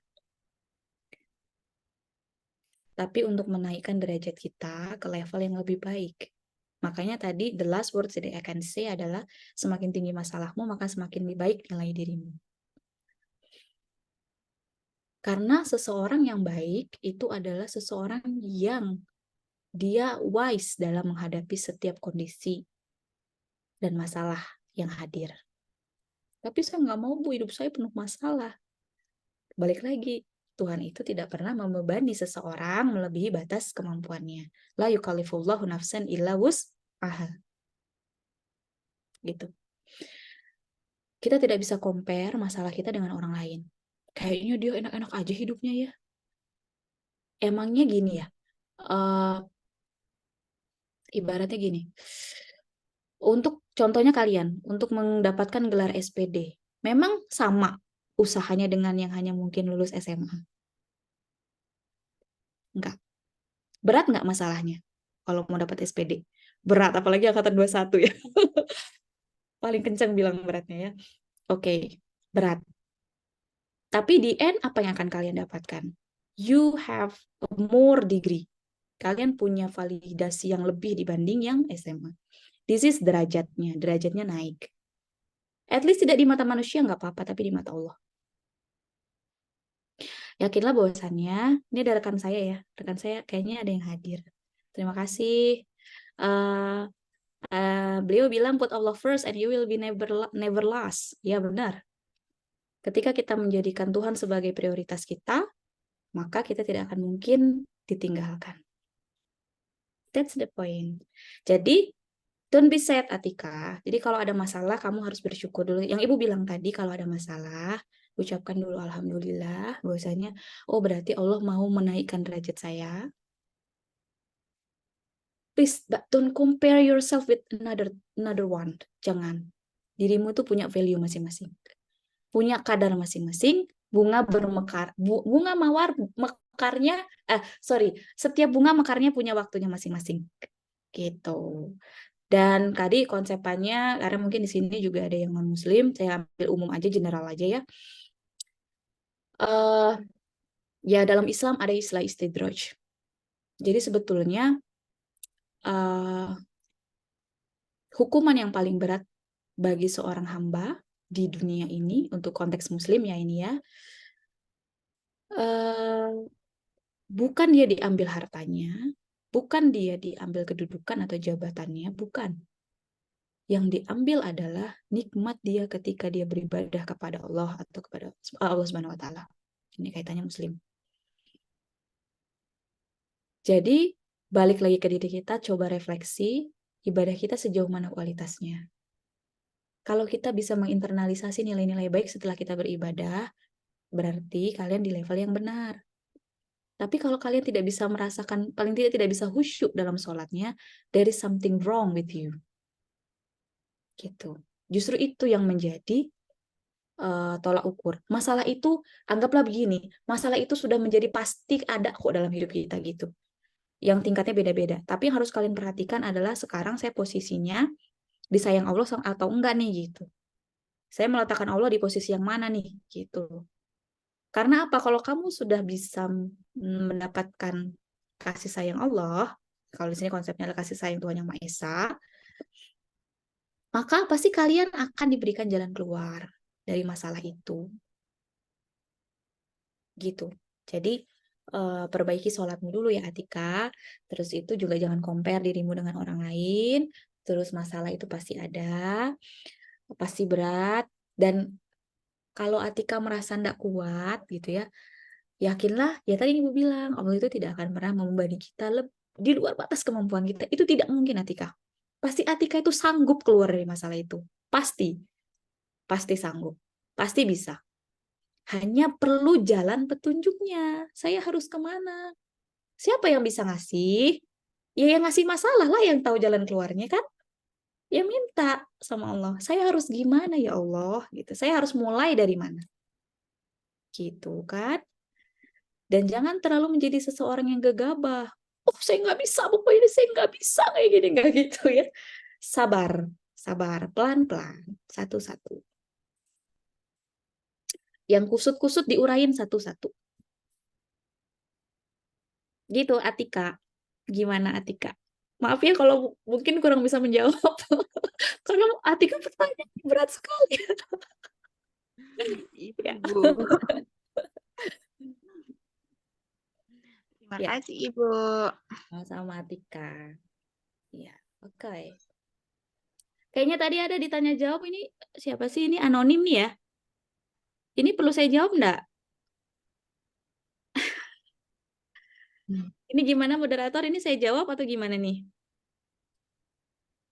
Eh, Anonim, anonim, I don't know. Ini siapa ya? Banyak nih, ada 3 ya? ini aja Bu, yang bertanya langsung yang dijawab Bu. Oke, baik. Itu sudah jam malam Bu. Iya, baik. Ya, Baik, untuk Saudara Kak Muhammad Aryana Taraharjo dipersilakan untuk memberikan pertanyaan. Iya, terima kasih moderator. Eh, mungkin di kesempatan ini saya nggak mau bertanya, Bu. Eh, lebih pengen ngomong aja lah pokoknya gitu. pengen ngomong aja ya, Arya. Biasanya ke ruangan saya ya, Arya ya. Nah, itu dia. Udah lama nggak kayak gitu, Bu. Oh iya. Ya, silakan Arya. Nah, gini, bingung Bu mulainya dari mana. Tapi Bingung. mau Harap yang lain cerita. bersabar ya. Iya. Ya. Nah, jadi saya mau cerita waktu Pandawa 5 di hari terakhir, mungkin ada beberapa yang lihat sih. Tahu apa yang terjadi sama saya, Bu? Saya nangis, Bu. Kenapa? Waktu waktu terakhir itu nangis itu kan habis penutupan, terus salim-saliman tuh sama warga desa. Tibanya pas saya saliman sama uh, bapak pamongnya sana, saya salim, terus pas ini kan apa kayak pelukan gitu. Terus waktu saya pelukan itu banyak banget yang saya ingat, dan salah satu yang saya ingat Bu Novinta waktu itu. Aduh. So sweet sekali ya Karena Allah. karena kan dari awal saya ketemu ibu waktu awal-awal konsul gitu-gitu, kan selalu ada bahasan soal ya Pandawa 5 itu sendiri ya Bu ya. Dan saya juga eh, pengen serius untuk jalanin program itu Pandawa 5 itu dengan benar-benar lah.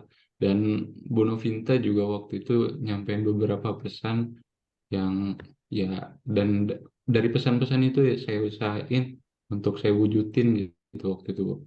Dan waktu itu alhamdulillah bagi saya apa yang ibu pesanin dan apa yang saya inginin sudah terwujud. Tapi benar kata ibu tadi, kalau emang semua masalah itu nggak harus selesai. Seenggaknya kita udah tahu jalannya, tinggal mungkin bukan kita aja, takdirnya kita untuk nyelesain masalah. Jadi saya ngerasa sih waktu Pandawa 5 itu benang merah dari permasalahan yang ada di desa sama apa yang bisa dilakukan sama mahasiswa sama kami itu udah ketemu, tinggal gimana eksekusinya. Dan di sini juga saya berharap untuk angkatan 22 dan 23 bisa nerusin uh, hal baik itu di Pandawa 5 di tahun-tahun berikutnya, dan terus jadi lebih baik lagi. Dan itu mungkin yang pertama, Bu. Terus yang kedua, uh, saya sih udah sering sih kayaknya ngomong, tapi saya pengen ngomong terima kasih banyak pokoknya Bu untuk semuanya apa yang udah dikasih ke saya, ke kami, pengurus sama mahasiswa pendidikan fisika lah selama di kepengurusan saya. jujur kayak ini juga di grup presidium tuh kayak pada bilang apa namanya charging banget gitu malam ini kayak gitu-gitu Bu. Dan ya itu saya sendiri juga ngerasain hal itu gitu. Dan salah satu hal yang saya syukuri gitu hari ini ya bisa ketemu ibu lagi. Dan apa bahkan sampai saya kadang kan sering ngobrol sama angkatan 22 sama angkatan 23. Dia bilang gini, kalian itu harus ketemu Bu Novinta. Saya sering bilang gitu. Tapi saja Bu Novinta udah lulus, udah lulus lagi, udah kuliah, lanjut studi. Nah, jadi ya mungkin itu sih Bu yang mau saya sampaikan. Dan uh, mungkin ini saya minta ke Ibu buat nyampein pesan-pesan ke kami semua. Ini pengurus sama angkatan 22, 23. Ini di akhir kepengurusan ini mungkin ada yang bisa Ibu sampaikan untuk kami. Itu aja Bu. Sekali lagi saya ucapin terima kasih banyak pokoknya Bu. This is so deep. Ini bisa langsung saya tanggapi ya, moderator. Baik, silakan. Ya, baik. Eh, ya, saya tidak bisa pungkiri bahwasannya angkatan 2021 itu sangat lekat dengan saya gitu ya. Karena memang sejak awal mereka mulai mau menduduki posisi sebagai pengurus, saya yakin angkatan ini bisa diajak berlari walaupun sebagian dosen bilang katakan angkatan 21 ini agak susah. Tapi saya yakin angkatan ini bisa diajak berlari. Gitu. Dan pada waktu itu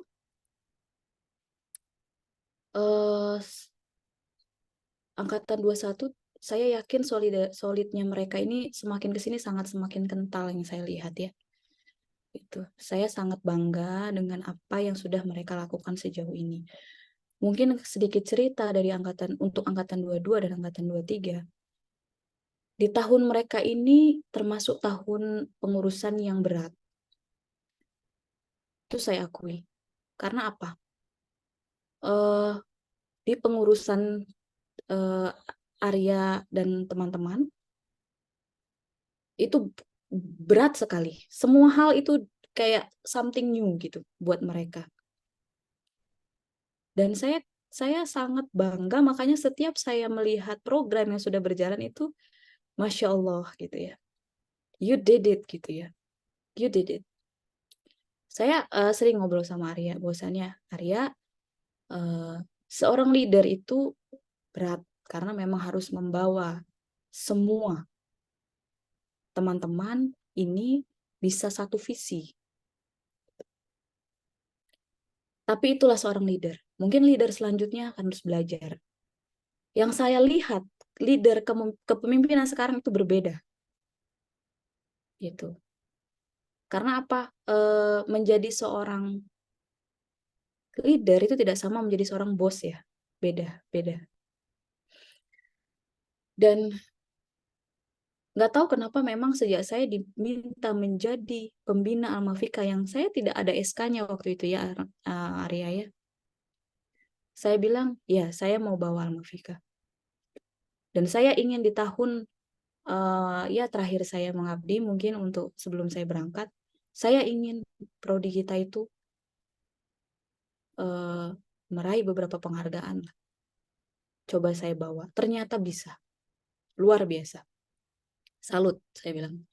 Makanya saya tidak heran kalau angkatan 2021 ini sangat sering dimention. Saya tidak heran. Kenapa? Karena memang segitu kuatnya.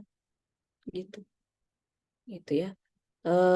Dan Alma-Fika itu tidak akan bisa berjalan kalau pondasi dari pengurusnya nggak kuat. Saya yakin semua itu pondasinya ada di pengurus. Dan alhamdulillah kepengurusan tahun ini sifatnya amanah. Amanah sekali. Dan itu mungkin pesan saya untuk angkatan 22 dan 23 yang mungkin tidak saya dampingi gitu ya. Saya yakin pembina yang akan mendampingi kalian juga punya program yang baik, punya visi misi yang baik untuk kebaikan kalian, tapi memang semua itu berawal balik lagi ke diri sendiri. Saya selalu bilang sama Arya bagaimana membangun supaya setiap orang punya kesadaran kepemilikan terhadap Alma-Fika. Gitu. Dan itu dimulai dari leader. Gitu. Kita tidak bisa, dan kita harus tahu bahwasannya kita tidak bisa menghindari dari untuk tidak berkontribusi. Karena ada istilah khairun nas anfa'uhum linnas. Sebaik-baiknya manusia adalah orang yang bermanfaat bagi lingkungan dan manusia yang lainnya. Dan salah satu cara mempraktikkan ini adalah melalui Alma-Fika. Saya tidak keberatan untuk menjadi pembina bayangan dalam arti kata, karena sejak dulu juga saya pembina bayangan ya. Nggak masalah gitu ya. Walaupun mungkin nama di SK-nya bukan nama saya, nggak masalah. Tapi saya berharap Alma-Fika bisa terus gitu. Itu aja visi saya waktu saya dibebankan untuk menjadi pembina waktu itu. Tanpa SK, ya saya terima aja. Tapi alhamdulillah ternyata niat baik saya itu disambut baik juga dengan angkatan 2021 yang saat ini menjadi pengurus Alma-Fika. Saya yakin angkatan 22 dan 23 itu hebat-hebat. Saya yakin. Karena memang kalian sudah didampingi dengan kakak-kakak yang hebat. Gitu. Ya. Gimana bisa hebat kalau nggak didampingi kakak-kakaknya yang hebat? Pasti kakak-kakaknya, kalau kakak-kakaknya hebat, pasti adik-adiknya hebat. Gitu kan? Semakin sering kalian bersama, semakin akan terbentuklah itu. Suatu bentuk apa? Karakter ya. Gitu. Karakternya terbentuk. Budayanya terbentuk. Kalau saat ini masih males-malesan, di angkatan 22 dan 3 nggak masalah. Mungkin memang tahapan kalian masih belajar ya. Masih belajar membaca.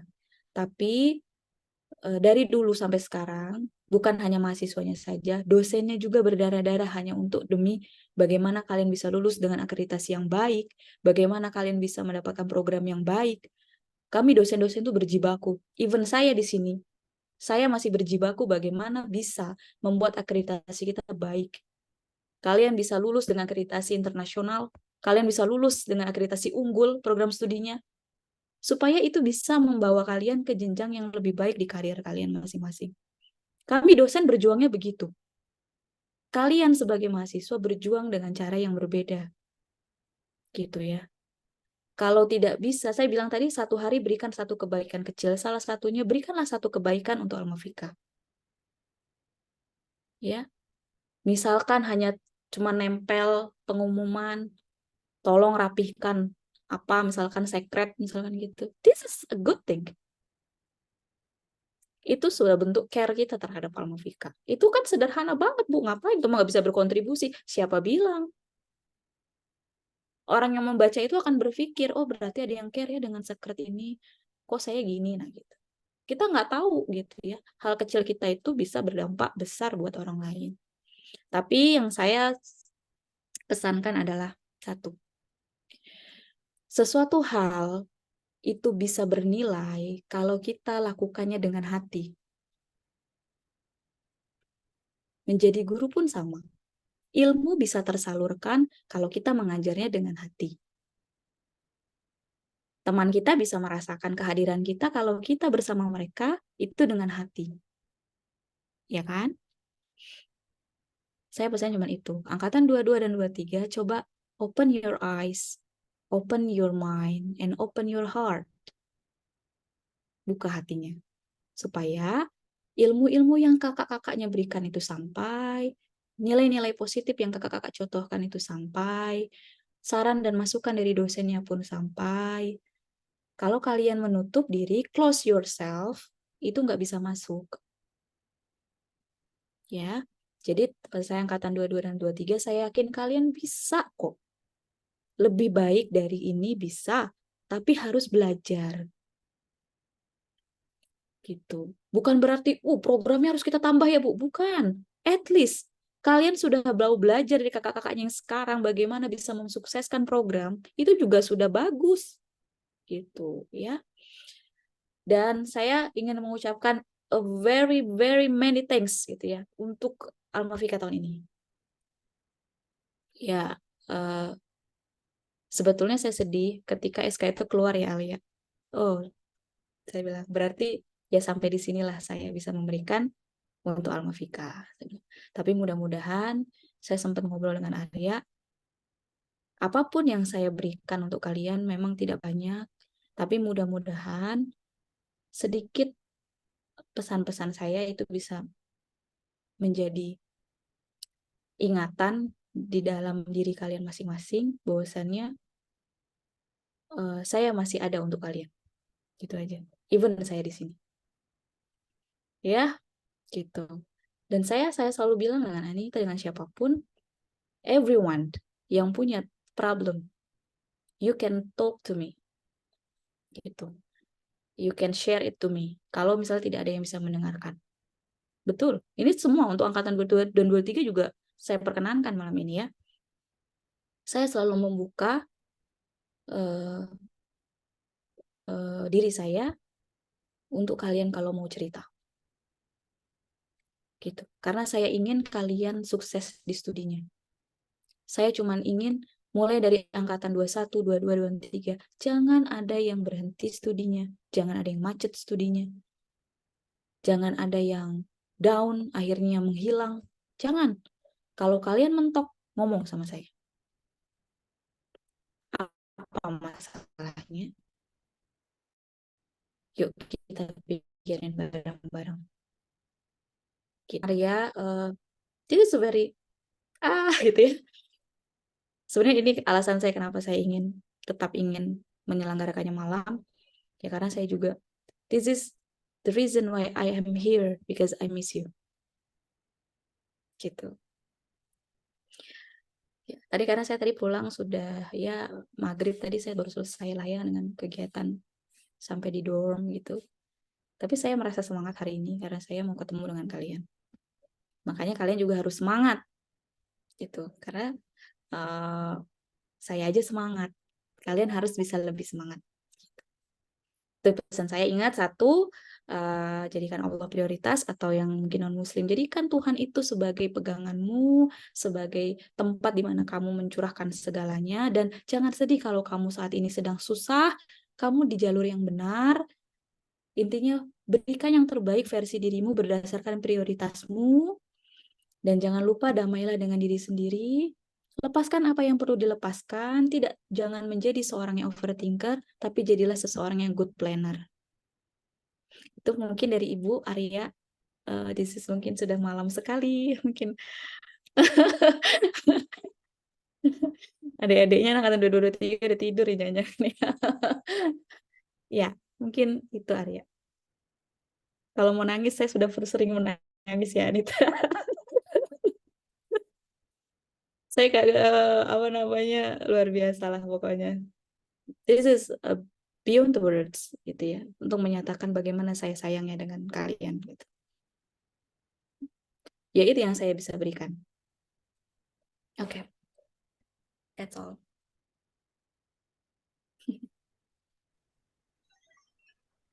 Baik, terima kasih kepada Ibu Novinta atas penjelasannya. Buat teman-teman yang belum sempat terjawab pertanyaannya, mohon maaf ya, mungkin akan bisa terjawab di lain kesempatan. Sebelumnya di penghujung acara ini, saya akan ada sedikit kesimpulan dari materi yang Ibu Novinta jelaskan tadi. Jika kita hidup bersyukur, maka hidup kita akan selalu happy, bisa meningkatkan daya tahan, dan membuat hidup kita selalu berpikir positif. Maka dari itu, kita harus sering-sering bersyukur. Ya, Bu. Oke. Untuk meningkat acara yang selanjutnya, yaitu penyerahan sertifikat dan dokumentasi. Kepada yang bertugas dipersilahkan.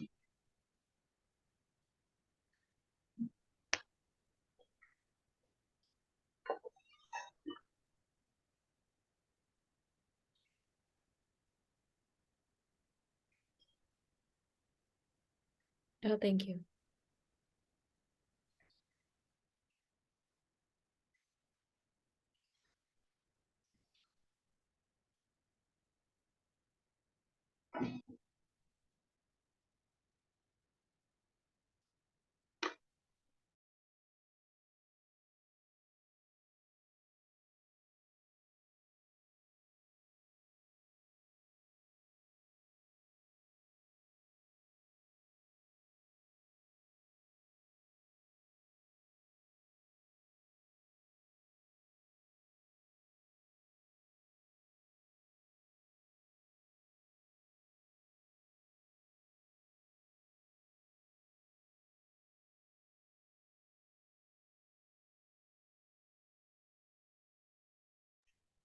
Baik, untuk acara yang selanjutnya yaitu acara yang terakhir, yaitu doa yang akan dipimpin oleh Saudara Arya Mustafa.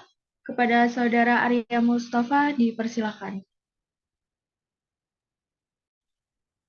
Baik, terima kasih kepada moderator.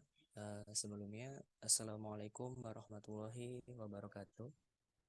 Waalaikumsalam warahmatullahi wabarakatuh. Izin kepada Ibu Novinta, izin kepada kakak-kakak dan juga rekan-rekan semua. Sebelum acara kita tutup, alangkah lebih baiknya kita berdoa terlebih dahulu. Baik, di sini saya izin untuk memimpin doa. Untuk yang beragama Muslim bisa mengamini dan yang untuk non-Muslim bisa menyesuaikan. A'udzubillahi minasyaitonirrajim. Bismillahirrahmanirrahim. Allahumma salli wa sallim ala sayyidina Muhammad wa ala ali sayyidina Muhammad sayyidil awwalin wal akhirin sahabati Rasulillahi ajma'in. Alhamdulillahi rabbil alamin. Hamdan syakirin, hamdan na'imin, hamdan yafi wa yukafi mazidah. Ya Rabbana lakal hamdu kama yanbaghi li jalali wajhikal karimi wa 'azimi sultanik. Allahumma inni as'aluka salamatan fid din wa afiyatan fil jasad wa jadatan fil ilmi wa barakatan fi rizqi wa taubatan qabla al-maut wa rahmatan inda al-maut wa maghfiratan ba'da al-maut. Allahumma khawil alaina fi syakaratil maut wa najatu lana wal afwa indal hisab. Allahumma arinal haqqa haqqa warzuqna ittiba'ah wa arinal batila batila warzuqna ijtinaba. Ya Allah yang Maha Petunjuk, tunjukkanlah jalan yang benar dan jalan yang Engkau ridhoi, serta jadikanlah acara malam ini sebagai catatan amal kebaikan bagi kami. Dan mudah-mudahan ilmu yang telah Ibu Novi sampaikan dapat menjadi bekal bagi kami semua untuk menghadapi berbagai cobaan dan ujian. Rabbana atina fid dunya hasanah wa fil akhirati hasanah wa qina adzabannar. Subhana rabbil izzati amma yasifun wa salamun alal mursalin walhamdulillahi rabbil alamin. Wassalamualaikum warahmatullahi wabarakatuh. Waalaikumsalam warahmatullahi wabarakatuh.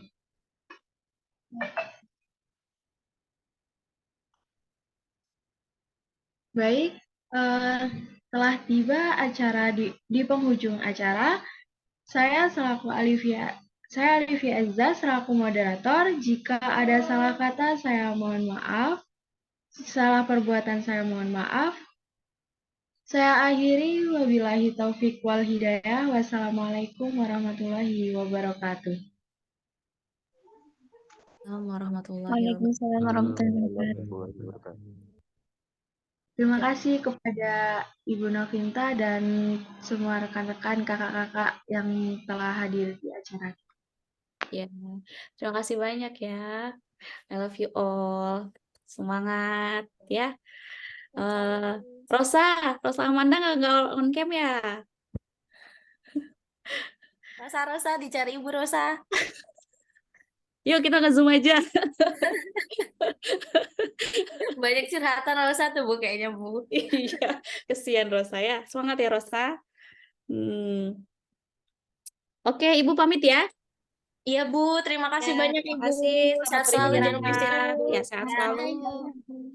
Assalamualaikum. Warahmatullahi wabarakatuh. Waalaikumsalam. Sehat ya Ibu.